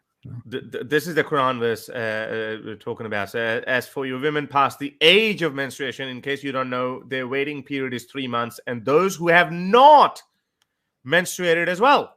So obviously here this verse is telling you about who you can divorce and what's the process for that. So who have not menstruated. So those girls, and I get there are some people who misinterpret or interpret it differently, but as AP said, there are a lot of scholars who actually use that as a justification for divorcing prepubescent girls. And obviously, you can only divorce them if you've married them in the first place. Yeah. So that's the whole point. If you want proof, it would take too long right now, but I'm pretty sure there's the website Islam Q&A, the Islam QA, which is a very notorious website, giving such fatwas that people like Daniel Haqiqatjou like to follow. I think they have certain articles about this very issue, and they argue that there is no age limit and that you can basically marry any age, from as soon as the child is born. And but this is the one you're talking about. I know the article you're talking about. So there's a question asked. I have not yet reached the age of puberty. Is it correct that a girl could get married before her menses start, or is that just a tradition? I actually want to know, who is this girl? This is probably a made-up question. So like a 7-year-old girl posting that? Praise be to Allah. Firstly, marriage to a young girl before she reaches puberty is permissible according to Sharia. And it was narrated that these were scholarly consensus. So you can go, and he quoted the same verse, chapter 65, verse 4. So it's not just us saying that who are deliberately misinterpreting. These Muslims, scholars have already acknowledged that. So it's not just post-pubescent girl, which shouldn't even be the criteria, because 9-year-old girl could have a period. But even before that, you can do it. Yeah.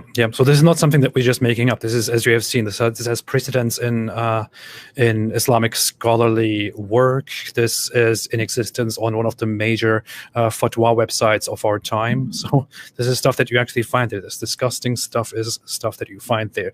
And when we now point out how ridiculous this is, they say we're just being emotional. We're just appealing to the yucky factor, to the icky factor. But dude, that's not what it is. I brought it up in my excerpt as well. It is very well known, and I could bring up random citations about that child marriage has extremely terrible consequences for the child itself, physically, psychologically, sexually.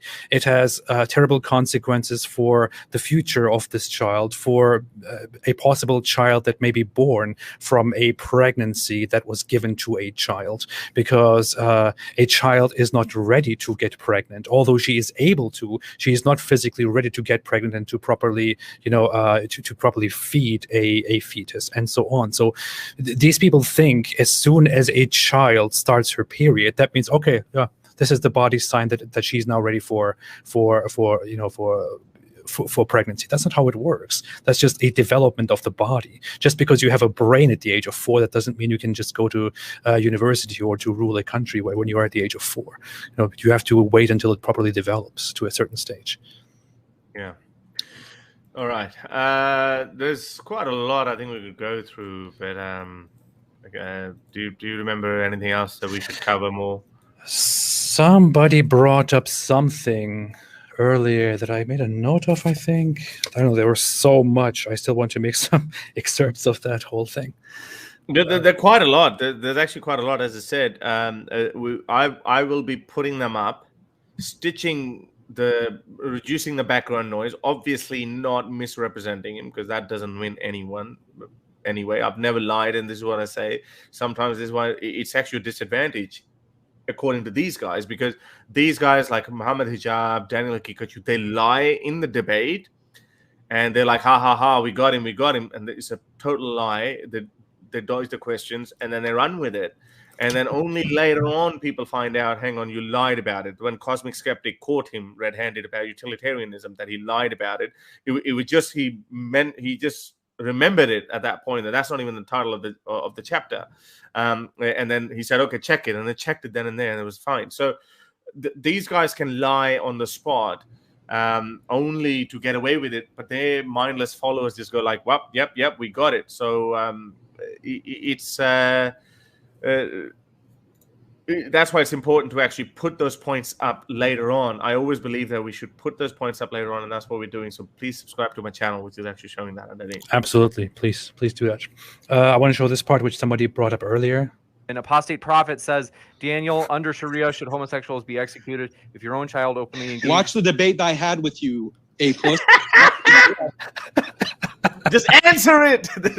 Just answer it. I loved it. I loved bombarding him with these questions. And he's so angry. He's so angry. His blood pressure is going through Watch the roof. the debate that I had with you, A-plus. Just say yes. They said,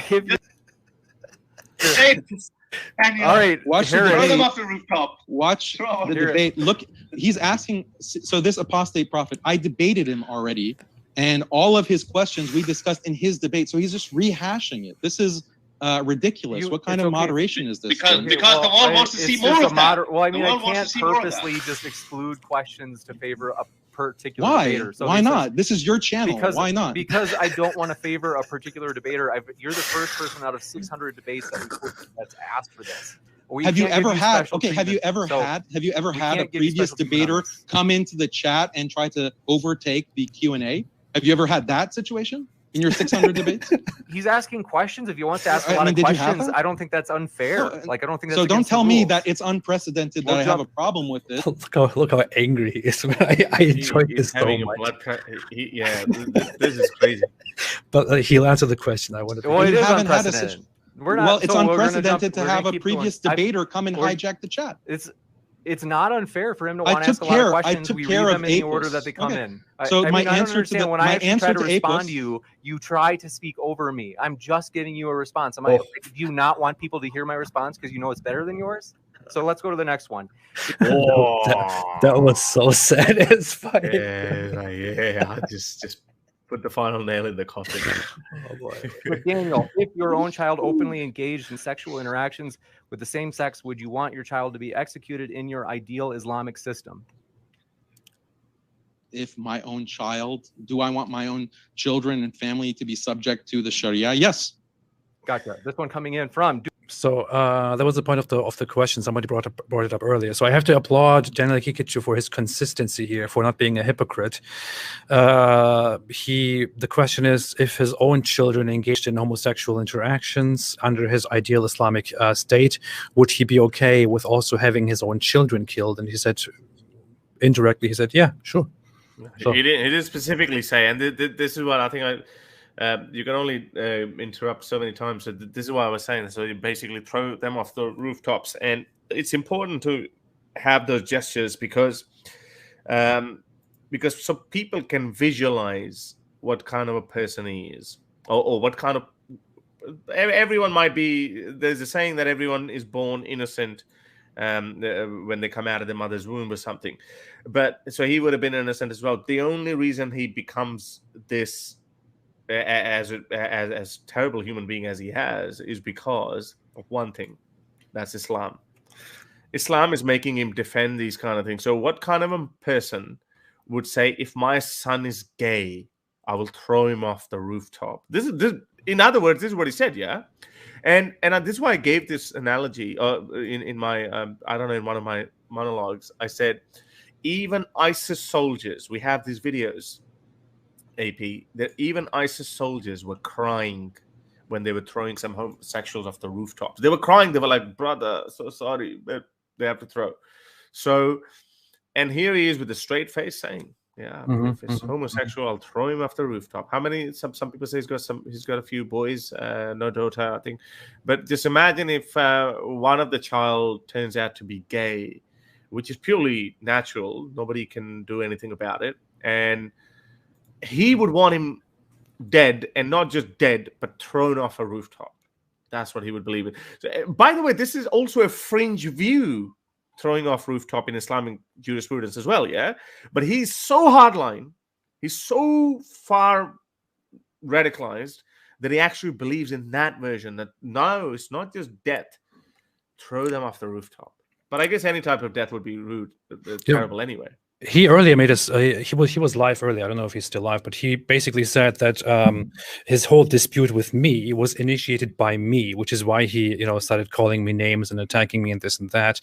And he brought up how I basically, made fun of him. I made a video about him and all that. How it actually started was that he made a post on Twitter in which he posted a picture of some extreme sports, some bungee jumping or something, where he said, that he said something along the lines of, I forgot that it is, the LGBT Pride Month or something like that. Oh, so wow. Here is, let us celebrate it with extreme sports or something like that. So he was he was making fun of, throwing gay people off the roof by posting such a sarcastic post. And I just responded to him on Twitter by just saying, you are a piece of shit or something like that. And then he made a response to me in which he said, don't worry, apostate. We also have, specific kinds of celebration for you. So he was then talking about executing apostates. I then made a video making fun of that, and then he invited himself onto my channel. So that is what actually happened. He jokes about killing people, including homosexuals and apostates. I then invite him, and then he thinks I just started attacking him and all that. So he has his ways of at the same time playing the victim while also brutally attacking the other side, and with very terrible things. Which is why I was a little bit surprised that his fans were like saying, "Oh, Harris was bullying him, insulting him, making jokes or whatever." It's like, man, you do that. The whole build up of that, I actually get it now. This is where he probably got it wrong. He probably got this massively wrong. He thought that he's going to rile me up, and I'll be frothing, and I'll be losing it, and I'll be like.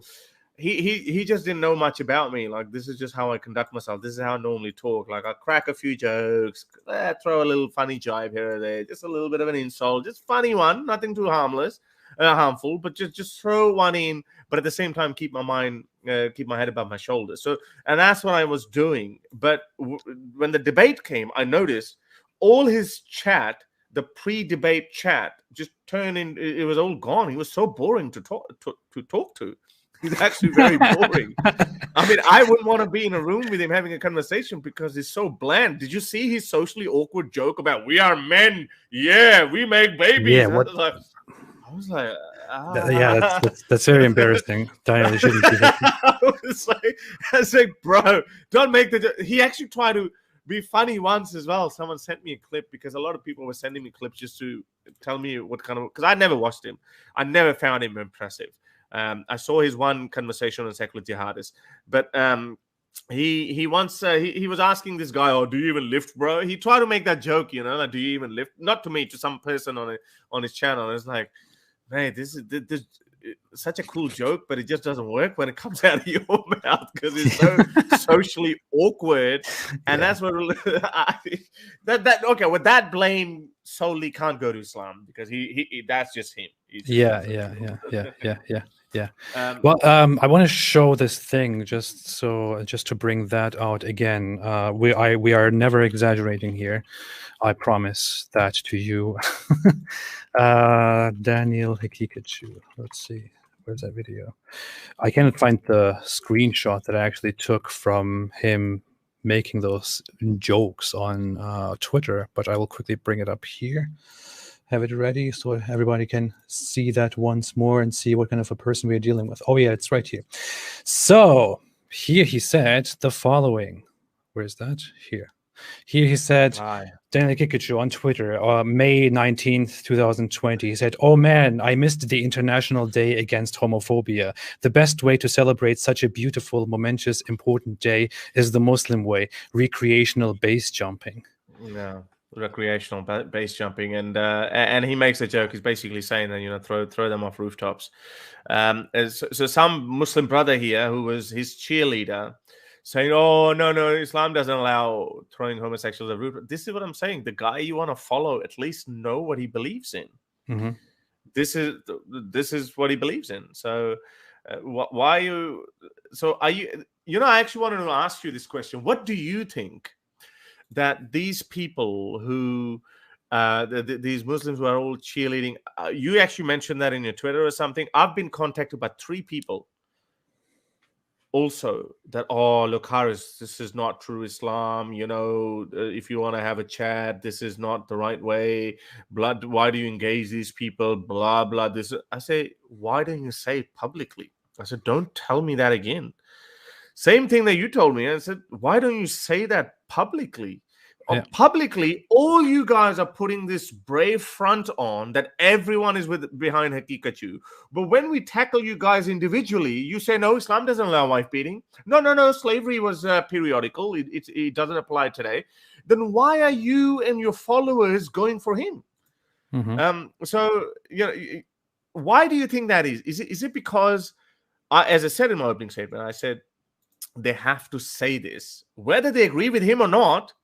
They have to say that we, Haqiqatjou won, Haqiqatjou did this or that, so they can keep their faith intact. Do you think it's just that, or they just genuinely hate so much that no matter what he does, even you know, like even if he passes his wind or something, they're gonna say, "Wow, what a beautiful fragrance." What do you think?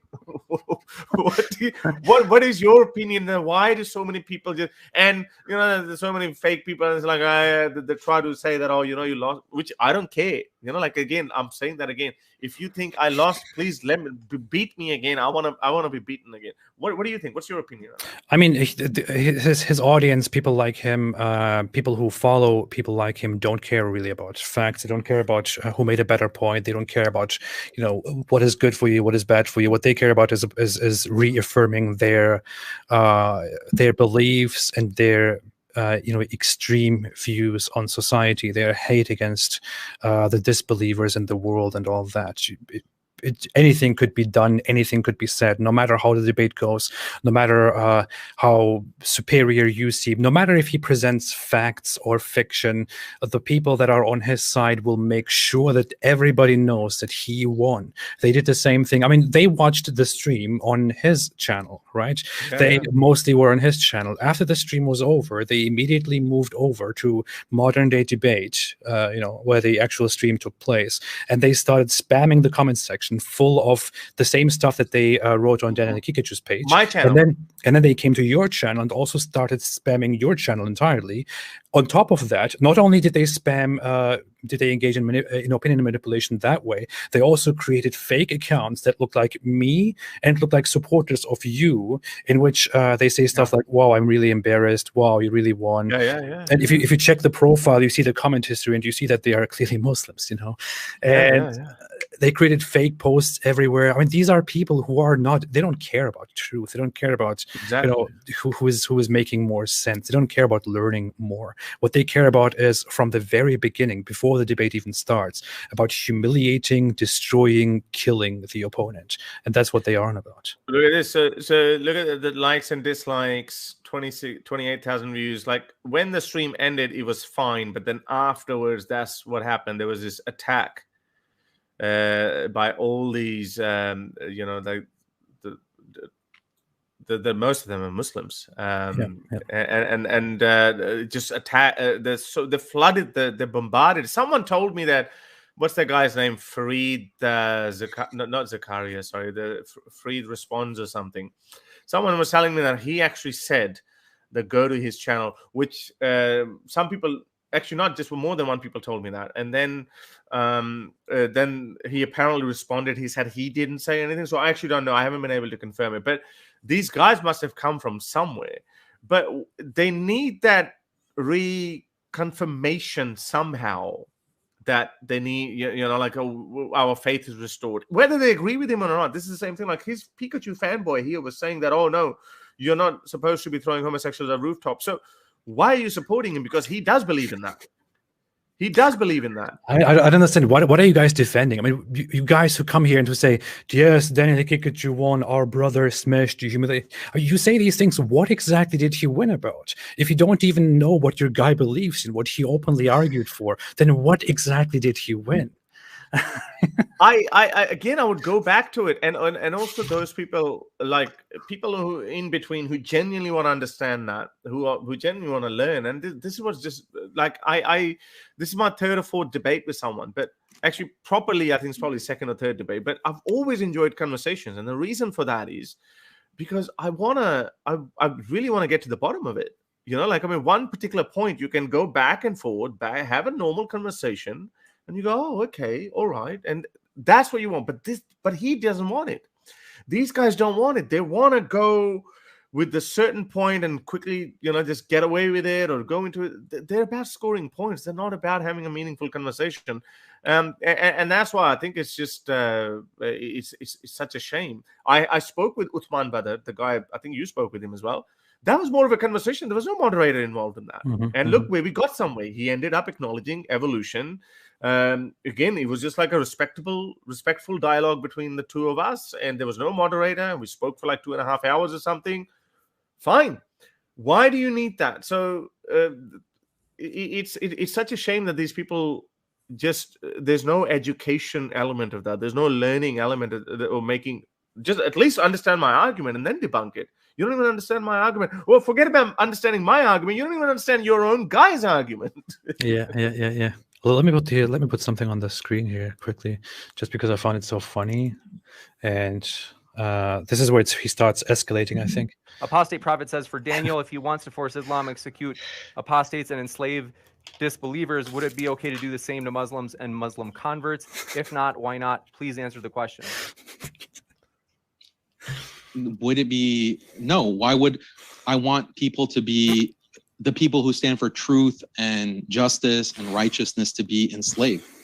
Why? Like, just because you accept that warfare is necessary and slavery is necessary doesn't mean that you yourself are fine with being defeated in war. Again, I can ask anyone that question. Like, do you think war is necessary? And then you say, yes, war is necessary. Okay, so you're fine with being defeated in war. You're fine with being blown up. That's not the point, idiot. The point is not, are you okay with that being? The point is not, do you want that to be done to you? The point is, would it be okay as a method? You idiot. Because every side believes he's right. Crusaders, Christians believe they were right. Muslims believe they were on the right.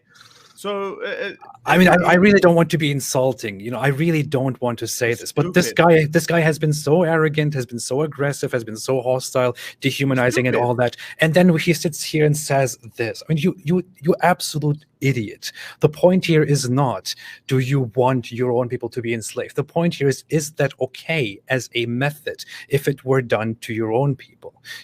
It's not about whether you want it to be done to your own people. The comparison to being defeated also doesn't make sense. You believe it is okay to wage war and to win. You believe that it's okay to be defeated, or for the other side who loses. So do you also believe that a method like enslaving the other side is okay when it is done to Muslims as a result of a war? You dumbass. But let's go on. What's the logic of that? It doesn't make sense. Yes, sometimes war is necessary. I explained how sometimes slavery is necessary, sex slavery is necessary. Do I want that to happen to me? No, I don't want to die in a war. I don't want to be enslaved, obviously, but that's not some kind of hypocrisy. Like Apus, here, I'll talk about Apus. Like, he is just a con man. He has to lie, just like Harris, to his Hindutva audience, his Christian loser audience, who are not able to actually think for themselves. They just follow this conspiracy theory. Isn't this so ironic that he says that we have audiences that can't think for themselves, that just follow people? it's again, and this is how little he knows that I actually one of the reasons and why I didn't grow, because I do my streams in Urdu as well, and a lot of Indians listen to me, and I only try to reach out to the secular minded Indians, so much so, and you're probably a little bit familiar with that. We don't want to go touch that bee's nest, but when you made one of the videos, so I have been absorbing that attack from the Hindutva that he mentioned for over 2 years now, and it was really turned up in the last 6 months or so, because I am a secular-minded human rights person who doesn't discriminate between Muslims or Hindus or Christians. Wherever the human rights are being attacked, I would defend them. I spend a lot of time defending human rights of Muslims in India. So as a result, the Hindutva attacks me. I even showed one of the analytics, one of the graphics, where it actually showed how I made a couple of videos. I put an attack on Hindutva people, not Indians, Hindutva, and I lost, like, my subscriber count went down like that. I've been picking fights unnecessarily. If I was a con man, as he claims, but he doesn't know that. These guys are just either dishonest or ignorant. Either way, you shouldn't be following them. And it's completely irrelevant to the whole point. He's just now getting angry and trying to bring up irrelevant insults here. All of these points have been addressed. All of these points have been addressed in our debate I had with Apus, but he's such a crybaby loser that he has to hijack this debate. And Harris is such a cuck that he allows Apus to hijack his stage and his spotlight. Doesn't that make you feel like a loser, Harris? Doesn't that make you feel like driving the wedge in that your big daddy Apus, your rhetorical skills are good. Your big daddy Apus is taking your spotlight. Are you second fiddle to Apus, Harris? Daniel, answer that question. Because you're not getting any questions from the audience. No one cares about. Exactly. We must go. Because my position is so sensible. People are like, whatever he says. If you ask Harris a question, you got to give him a chance to respond. Are you a schoolboy cuck? I'm wondering. Okay. What was my response? I want to hear my response. I forgot. Look, whatever kind of offense you're imagining, I can go into that. No, hang on, I'm going to respond to that. Whatever is going through your mind and your manly man brain, that's fine with me. But my strategy was always to let you speak more. You defending slavery, sex slavery. We didn't even touch torture, because you would defend torture as well. Wife beating, you've defended that. I don't have to say anything. Let the world see for itself, because right now your own fellow Muslims, they're actually like this. They're like, oh, geez, he did not say that, but you did say that. So this is why that's perfectly fine. You know why people are not asking me any questions? Because my positions are very sensible. They're very rational. They're like, okay, that's fine. Your case, it's not so much. You're just defending what everyone already has been indoctrinated with. So indoctrinated. Imagine the words the irony here. You have been indoctrinated. I mean, we are indoctrinated with be compassionate. I mean, even if it's indoctrination, that's a very good indoctrination to have, because I would want someone to be compassionate towards me, even in war. I would want, if I'm fighting a war and I'm killed, I would not want them to treat the women or children that I love and care about, to treat them as animals or slaves or sex slaves. Haqiqatjou's worldview is like, you don't want to know. You don't. You would literally. This is again another analogy from similarity between Stalin and Muhammad, and this is his ideology, whose ideology he follows. When German women were being raped, there were so many women who were actually cutting up their faces. Some even killed themselves because they did not want to be raped by the Red Army soldiers. And his worldview is so barbaric that's what he would push women towards. So, but he defends it. If he could just say, I would have had respect, and which again, I was totally blindsided. I actually thought that he was saying slavery is not justifiable in this day and age. But thank you, you picked it up. I didn't pick it up. I actually thought that he actually threw some dust in my eyes. It's very funny. He's like he is talking about, and he did talk about before the debate about how you Murtad ex-Muslim will get emotional and start crying and this and that. And here on this footage, we very clearly see that you are just completely calm and cheerful, and he's just so losing it. He's having a meltdown, attacking you, attacking the moderator, and trying to argue with him and speaking over him, calling you a cuck because apparently I'm stealing your show and I'm your daddy. That's the kind of stuff that he cares about. Calling you a schoolboy cuck, stuff that these edgy 12-year-olds on the internet say. I mean, this is the stuff that he cares about. Here you see his sentiments. He doesn't care about truth. What he cares about is to just assert how manly he is and how strong he is, and he will leave a name, he will be strong, and he will humiliate and this and that.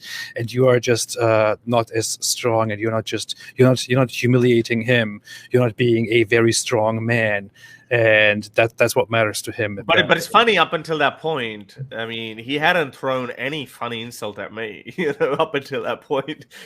But it's so funny. I think must have been playing at the back of his mind, because like as I said, my jokes were harmless. Like I didn't mean anything. They were just like in the spur of the moment. They were just funny, just to lighten the mood. Yeah. Are you a cuck? Bringing arguments, bringing evidence, like 7th century old, citing Ackerman, 1400-year-old, 1400-year-old ideas are new ideas. We've got so many questions. I hate to do this. The Super Destroyer says, Scott, go. Did he say April? Someone made a super chat talking to me. It's so funny how the super chat suddenly is addressed at me.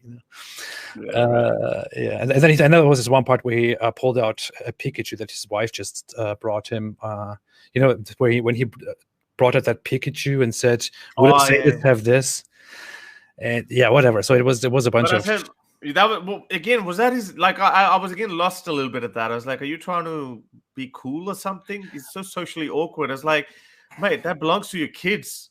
What are you trying to say? That doesn't make you look cool or non-sadistic or unsadistic. It doesn't make you look anything like that. You're still a crazy MF." Yeah. He was trying to make the point that he's actually a very compassionate guy who even has a Pikachu at home. Something that rhymes with his name. Yeah. Haqiqat means reality, and Haqiqatjou, I think he's a Jew. It's Haqiqatjou is like truth something. True G. No, Haqiqat means reality. So he's a reality. In reality, he's a Jew. That's what it means. Haqiqatjou. An insane person, and I still put my faith in humanity. And I know even most Muslims, because I've seen that. I've seen my Pakistani society. Would a sadist have this? Do it. Well, that's your kids. That belongs to your kids. Pikachu. Don't you want to call me Pikachu again? No, I don't want. This is Pikachu. A lot of people have told you that. Would a sadist have Pikachu right here? Pikachu endorses me. We must go. Pikachu, do you want Sharia? Yes, I want Sharia. Apostate prophet says you will be thrown off the rooftop. All right, we'll talk to Pikachu later. Yes, Is Harris a con man? Yes, he is. Does Daniel believe that execute? Yeah. So anyway, there are some funny moments at the end. I think at that point. Yeah. Tough guy Pikachu. Yeah. Anyway, I reckon so, guys. Please, as I said, I know I'm saying it again and again. Please subscribe to my channel. Just search Harris Sultan, you'll find it. There are a lot of clips that are going to be coming up. That's going to be very interesting. The plan was always to get him to say these things, as it is quite evident. People who are going for him even now don't know what he stands for. He posted the slavery question, his belief on slavery so craftily that even I fell for it. I thought that he is no longer in favor of the slavery as we knew it. But no, he actually changed his words in a way that he is people who, so he doesn't get in trouble with his real fan base who know slavery can't be condemned. He didn't even condemn it, but he actually kind of posed it like, slavery has been abolished by the modern weaponry, not because of the circumstances, not because of the changing morality, and it should no longer be applied in this day and age. He didn't say that, but I fell for it. So how could this surface level Haqiqatjou fanboys wouldn't fall for it? So I'm actually interested to see how other honest Islamic scholars respond to that, or are they gonna sing to the choir as well? And they're just gonna say, well, yeah, Haqiqatjou won. The benchmark would always be this: are you convinced by his arguments or not? If you're not convinced by his argument, i.e., women should be beaten up, wives can be beaten up, 9-year-olds can be married to, and torture is fine, sex slavery is fine. If you're not convinced by his arguments, then he lost. Then you're on my side, because I am saying the same thing. Then you're on my side. You are already on my side. So why are you going for it? That would always be the benchmark. So just remember that. Yeah. I've just noticed that I completely forgot to read the super chats. I know you have to go; it's very late. I will not make a question and answer session, but I will want to read them all. I'm here with you. Just so we can go through them, just so we don't have to miss them. But before that, I want to actually make two challenges before this gets lost. I want to make two challenges. One of them is to Daniel Haqiqatjou, and one of them is to Muslim apologists, including people like Farid and all that. But the first challenge is, I made this challenge before to Daniel Haqiqatjou. Daniel, you say that you have debated me. We have not debated. Otherwise, I would have actually done a debate with a system, with a moderator, with opening speeches, time limits, and this and that. If you truly think that you and I would have a debate and that you would be, proving such great stuff to the world, I am willing to accept to have a debate with you. Although I don't like to have a debate on the topic, Sharia law, because I think it's a very useless debate to have for me personally. I would prefer having a debate on, is Islam true, or let's turn it around. I will argue Islam is false. Is Islam false? I'm ready and willing to have that debate with you immediately. If you think that you are too weak to argue theology and knowledge, I understand that. You are not very smart in that regard. I would also challenge you to have a debate with me on Sharia law and on pragmatism, human civilization, pragmatism, human rights, whatever you want to call it. You are against these things anyway, openly, so what does it matter? So, the other challenge is I want to challenge Muslim apologists like Farid, Sheikh Uthman, I don't know, Hamza, all these people out there who all sure know about the debate that happened yesterday, or was it 2 days ago? Who sure know about this debate. I want to ask them to comment on this, and I ask them if they agree with Daniel Haqiqatjou that child marriage is healthy and wholesome and good, if sex slavery is morally necessary and acceptable, if slavery is completely justifiable in the present and the future, if wife beating is entirely good, it's a beautiful practice, if marital rape is a beautiful practice, if we should execute homosexuals as Daniel Haqiqatjou proposes, if we should execute apostates, and so on. Dear Muslim apologists, please don't hide in this case. We have all seen what has been said. We will all keep exposing these things. Please share your opinion with us. I'm sure all the Muslim followers who look up to you will be awaiting your opinions on all this. Those are my two challenges. I hope it's quite clear. If you don't want to say anything else, I will quickly go through the super chats, and then we will have to quit. No, I think I had something I forgot, but anyway, I think you should start with the super chats. It's fine. It's fine. I think this was a very good stream on. Yeah, it was. In many regards. Okay, so I said I will not be able to respond to all the questions. We have very limited time, but I will go through all of them because I don't want to disrespect all the people who have made super chats. I'm very sorry, I completely forgot. But Myth Vision Podcast said, I'm here to laugh. Thank you, Myth Vision. Everyone subscribe to Myth Vision Podcast, by the way. It's amazing. He's doing great work. Recently began tackling the whole Islam issue. Abdullah Samir is here. Hello, Abdullah Samir. Nice to see you here. Said, Daniel wants to show Islam is superior, not make people like it. I agree. Stop Scamming Man said, while I agree that in the West far too many are isolated, dying alone and family can be undervalued, I would literally wish no one had kids if they were in any danger of one day burning in hell forever. I don't want to add anything to that opinion. Iskender Ibn Yaqub al-Corona something said, "May peace be upon us. Keep it going. Cheers from the Netherlands." Thank you so much. I appreciate it. Abdullah Samir said, "Daniel's arguments give incel vibes. Islam appeals to incels and insecure men." Can I comment on that? Yeah, sure. Go ahead. Very quickly, because it actually does make a lot of sense. Like, if you see all these guys who actually propagate Islam to this extreme core, they're socially awkward.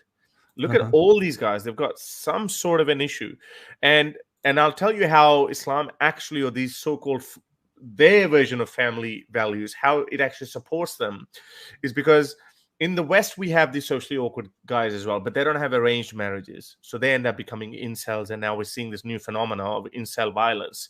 So in these, and there's a very common funny joke, all the people from India and Pakistan would know that. They say, well, if you're socially awkward, you don't look so good, you don't have a good job, doesn't matter. There will always be a cousin available for you. so they will hook you up with a cousin. Regardless of your standing. Whereas in the Western world, in the free world, a guy has to go and, like there's a natural pecking order. Like the most successful guy will end up getting the most prettiest girl or whatever. So that it works on that way. But in this case, and people who miss out, it's not. So yeah, Islam does appeal to, in its extreme form, it appeals to incels as well. So yeah, that perfectly sense.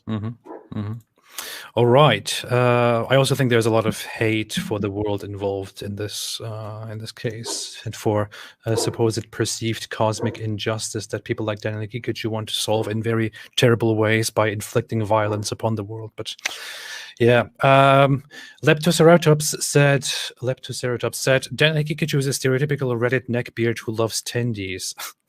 Thank you so much. Arif Hussein Teruvat said, "Good to see you together. Great going." Thank you so much. I appreciate it. Zagros Özkan, we read that earlier. I think DH is super smart and good acting atheist disguised as a Muslim to expose how awful Islam truly is, or he's just the dumbest Muslim there is who totally missed the point of doing taqiyya. To Be Free made a super sticker. I actually want to say something. I wanted to make a brief video earlier. Harris, I'm sure you have heard of the whole sentiment when you were a Muslim. I'm sure you're familiar with it, this whole Muslim conspiracy theory idea that some radical Muslims are just, paid agents to make Islam look bad. I never believed in that stuff when I was a Muslim myself, but with everything that Daniel Haqiqatjou has done during this debate and with everything that came forth from that, I feel like, dude, I mean, it looks realistic. Maybe Daniel Haqiqatjou is actually a paid agent by some secret agencies to make Islam look bad. But AP, this is so similar. Yeah, I've heard of this. But this sentiment is so similar in every culture, because I know Indian culture very well as well now because of my channel and how I talk. There was this woman who came to my channel and she said, like, because I post some Hindutva violent videos as well, and I could comment on that. So there was this woman, she came on my channel and she said, "Haris, how do you know this extreme radical Hindutva are not actually Pakistan's ISI agents?" Yeah. So I was like, so are you saying that these videos in Mumbai are being filmed by actors, produced by Pakistan? She was like, yeah, it could be possible. So, which is the same kind of sentiment.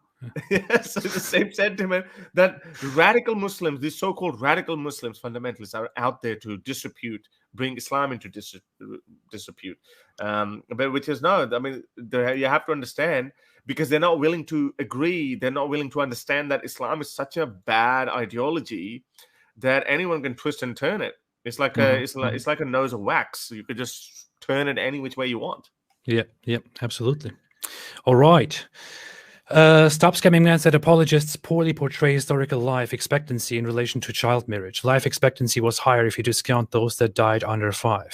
For example, James I. Kidd's life expectancy 19, life expectancy discounting under 5's death 43. I think Aisha herself lived quite a long life, didn't she? She lived up to 80, but I think its infant mortality was bringing it down. Usually, it's the infant mortality is like a lot of kids would actually die. One in 3 or 4 would die. So no 1 in 3 or 4. Like I think 1 would reach the adulthood 1 in 5 or something like that. So that's why a lot of them used to have a lot of kids. So this whole fertility argument, why people had this tendency to make more babies was because of that. It's like all the other animals, they produce lots of babies, as many as they can every year. Mating season, they just make it because they don't reach the adult life.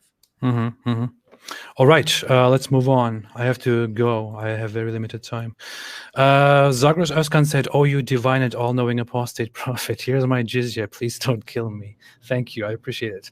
Yunus Lasfar made a super chat, didn't say anything. Nirdar Pednikar said, "Pikachu is my favorite Pokemon. Please don't call him that.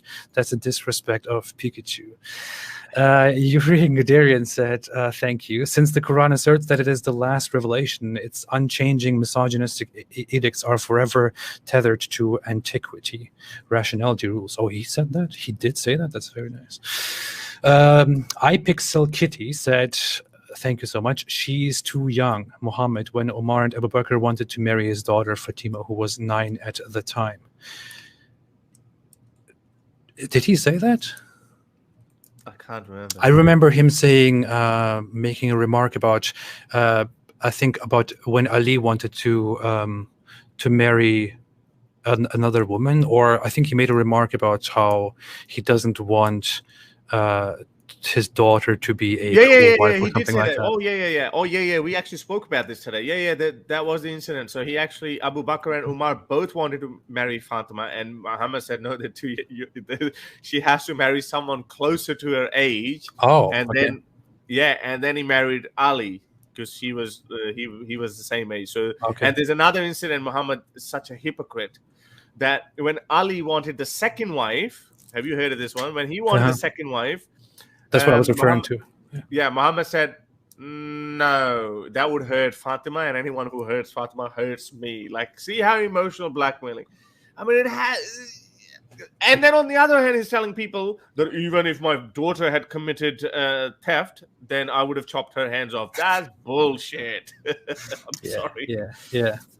Hindu Historian made a super chat and said, "First rule of science, correlation does not equal causation." Yeah, I think that was in reference to something that how Daniel Haqiqatjou plays with statistics. Someone even in the super chat during the debate brought it up and said, "Hey, how do your statistics actually relate to your argument?"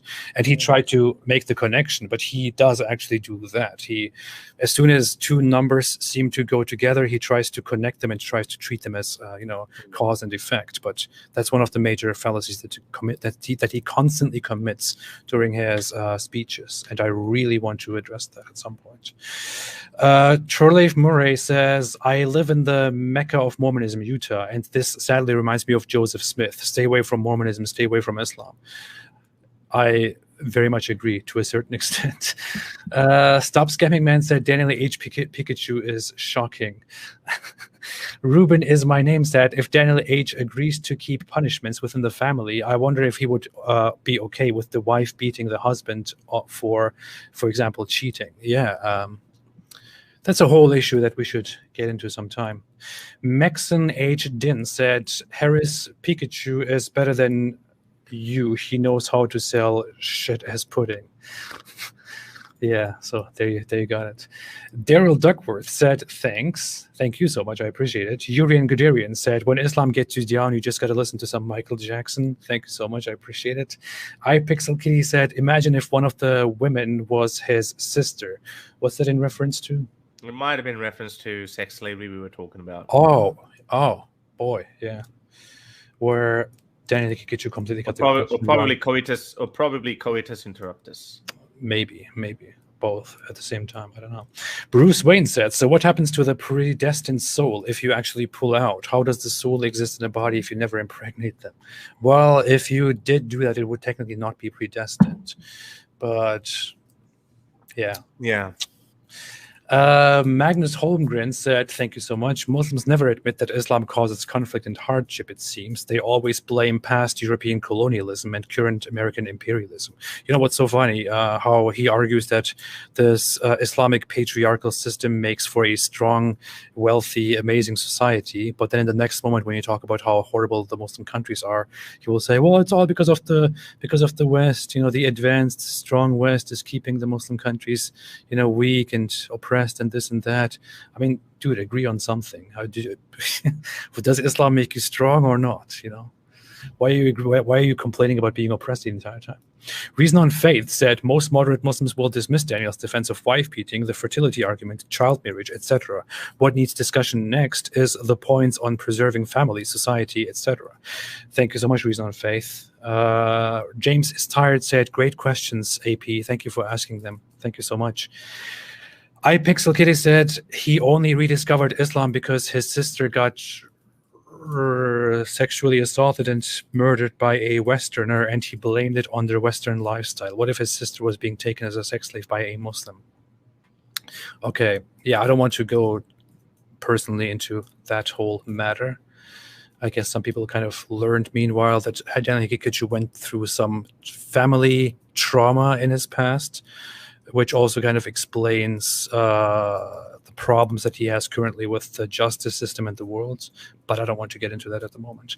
Yeah, you know, there's no point in getting into it. But again, the whole point of us giving out hypotheticals when we talk about that, and you can replace that with my sister. Like I've always said it. So let's not go there, because, like, how would I feel if my sister was raped or murdered, or if my sister was taken as a sex slave by someone? Obviously, you know, like this is the utter humiliation for a man for not to be able to protect his loved ones. That's just natural. But there's an ideology, and this is why we have human rights that he hates so much. Human rights ensure that those kind of things don't happen. They still happen, but at least they're not legitimized. Islam legitimizes it, and this guy endorses it. That's just this is why I brought it up. I said, how would you feel if my soldiers come to me and tell me, General Sultan, we've got this Abdul's wife and his sister or whatever, should we put it in or pull it out? That's just, some people might say, like, oh, you're being so crude, Harris, but it is important to visualize it. These guys are literally saying it. Yeah, there is a thing, I mean, in psychology, the whole issue of resentment. If you experience some very traumatic thing in life, some great injustice to yourself or to loved ones, and you first try to bring justice to it by appealing to, you know, authorities, to the people in charge, to the rules. You hope that the situation will get solved, but it doesn't get solved. You appeal again, it doesn't get solved. You appeal again, it gets even worse. You start getting bad reactions. As a result, this whole issue, this failure of the justice system, this failure to receive justice for some great injustice that has happened in your family or to yourself or to your loved ones, makes you severely disappointed in the justice system and in the justice of the world, makes you resentful, makes you traumatic, which can easily evolve into hate, you know, against humanity, against the world. I just lost Harris. I don't know why. But yeah, that's what happens. Oh, you're back. Here, Harris, you just dropped. Did you just kick yourself up by mistake? I don't know. Rearx9 made a super chat and didn't say anything. Siraj, but thank you so much. I appreciate it. Siraj Kamal made a super chat, said, Apostate Prophet, I support your work. I am one of the founders of ex-Muslim movement. You're doing great work, Harris and AP. Thank you so much. I guess Forerunner, so one of the people who were around forever. I don't know, but I appreciate it. Very nice. Thank you. Now Devoted said, good debate, Harris Sultan. I have not finished it yet. Abdul Alam said, if Islam is really like what Daniel said, then I would not think twice denouncing Islam. I would definitely research. AP, I have become your fan after this. Thank you so much. I appreciate it. And yeah, I think the whole debate with Daniel Haqiqatjou has said the strength in this debate is that people who did not know before about what Islam is will be exposed to how terrible Islam is and will think about this once more. Those who are within Islam who don't like this terrible aspect of Islam will be exposed to it once more and will think about leaving Islam. Those who are accepting of very terrible elements within Islam, the kind of stuff that Daniel Haqiqatjou defends, they will have their faith in terrible things reaffirmed, but that's just part of the deal.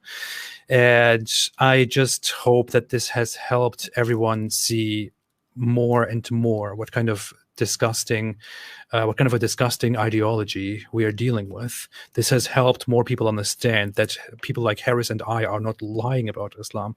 We are merely presenting the truth. And I'm really glad that Daniel Haqiqatjou has done our job for us and has become a better representative of exposing Islam than I have been. And I really appreciate that. Harris, is there anything else you want to add?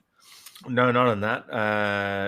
I don't have as many super chats as you do, so I would quickly want to go through them. There's not that many. Sure, yeah.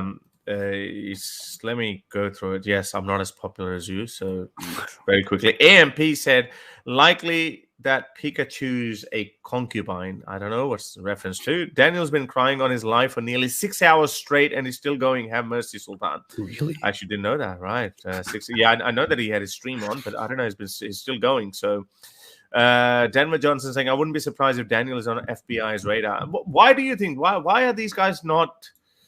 They might have a radar, but they can't actually do anything. You live in America, so I mean, if someone. I would be. Isn't there like I know that people should be. I've seen that in the news a lot. Like people who's watching child pornography or something, so just something like that. They get raided by the police and all of that, and then they get caught out. But here, I know it's not similar in a sense that you're not literally watching it, but you're talking about it in a sense you're justifying it. So it might not get picked up by the system, but individuals looking at it. Why doesn't it get problematic? Because Ali Dava said, "Oh, I would marry my 9-year-old girl to a 50-year-old man." He said it. We've got the clip. I put it up. How come the authorities don't actually?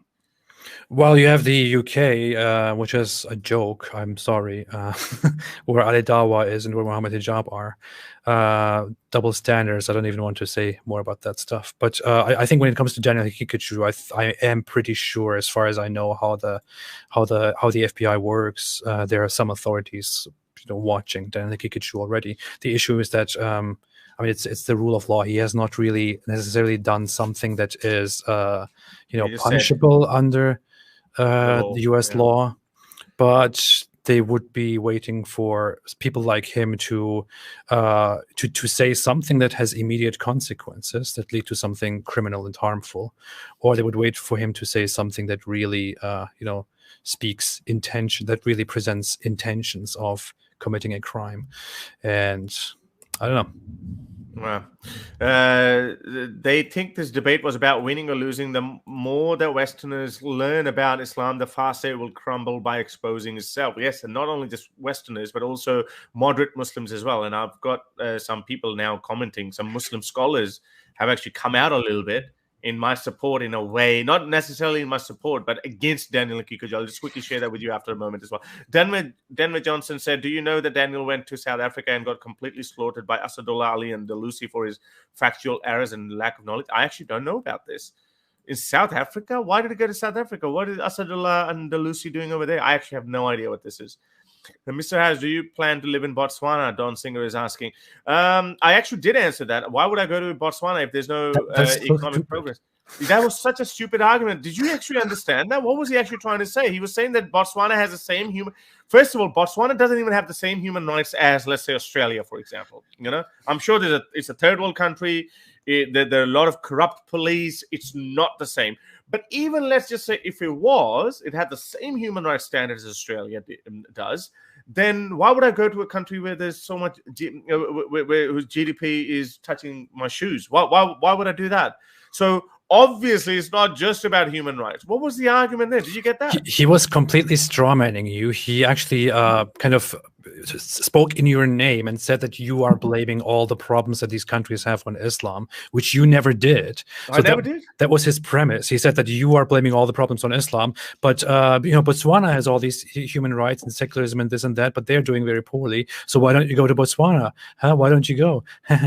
He's so dumb. That's so stupid. I am a strong modernist in a sense, not postmodernist. I'm a strong modernist. I shit on even cultures. I even said that primitive cultures need to be eradicated, which you try to twist my word and said, oh, primitive people. I said, no, I didn't say primitive people. I said primitive cultures. But by that, what I meant, then bring them out into the 21st century. I understand that. Living in Australia, I understand Aboriginals, and I know their suffering, and I know how difficult it is to pull people of certain culture out into our modern way of life. I know it's not that easy, but ideally that would be better. The people not living in jungles and people not dying of hepatitis or cleaning dirty water. It would be better if they can enjoy the same houses as we do. So that was my point. Anyway, let's just quickly get through with this one. Let me quickly say, we say to him, hey, if the West is so evil, if it's so immoral, if it's so bad, so filthy, why don't you go and move to a Muslim country? There are so many of them. You don't have to move to the ideal Muslim country.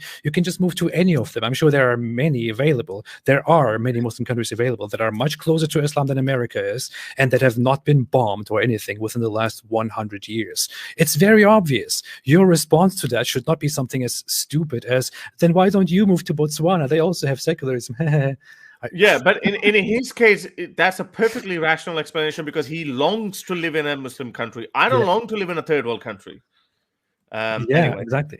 Denver Johnson, I'm glad that Daniel Haqiqatjou admitted his mindset. Most apologists dodge and play between the lines. At least he's clear about his stance. Props to him. I actually said that he's not actually as clear as he claims to be. Mr. Monster says he misunderstood what human rights really is. He kept giving his vision of what a future of everyone having their own right would look like. Very weird. Mr. Monster saying, I loved your interview yesterday. Too bad Pikachu doesn't really know what human rights are or is in that sense. Oh, okay. This is it. Adding to that, it was so stupid that he actually argued that his argument was basically, well, if you support human rights, then that means you support, Western liberalism in general, which means you also support capital punishment for women who have committed crimes. What the hell are you talking about? Yeah, well, that one I refuted that straight away. I said we don't even ask for that. We don't even ask for torture, beating up women. We don't ask for that. So that's just bullshit. Very quickly, let's just wrap it up on that and want to share that. So I actually tweeted that there's some people who are saying that I don't. There's 3 Muslims scholars have contacted me. So someone said that they are Abu Layth, Javad Hashmi, and Khalil Andani. And I was like, okay, well, I'm not going to confirm or deny anything who it is. So he said, Dr. Javad Hashmi, who's a PhD. He's a PhD doctor. So he say, do you not find it interesting that Haris Sultan's Islam is the same as Daniel's? Isn't that true? That's the whole freaking point. We are Salafi, aren't we? We are literalists, aren't we? We actually see Islam what it says. But Dr. Javad Hashmi, Khalil Andani, Mufti Abu Layth, these guys look at it differently.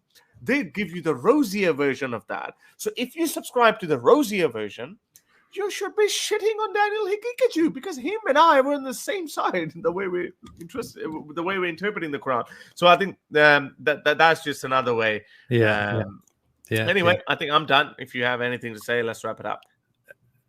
Sarah Michael Ashraf said, Apostate Prophet, an ex-Muslim turned Christian girl was stabbed to death in Sweden for her apostasy.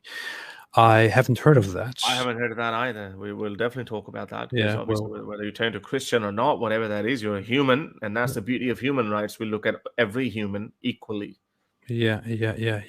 Here, a small point again. I will keep pushing Daniel on that whole moving to an Islamic country thing. He said he won't go because America makes Sharia countries unsafe. LOL. Well, I mean, I never said, Daniel, hey, you must move to an Islamic country. I'm saying, hey, if you're consistent with yourself, stop living in the most immoral nation that you think there is, which is America.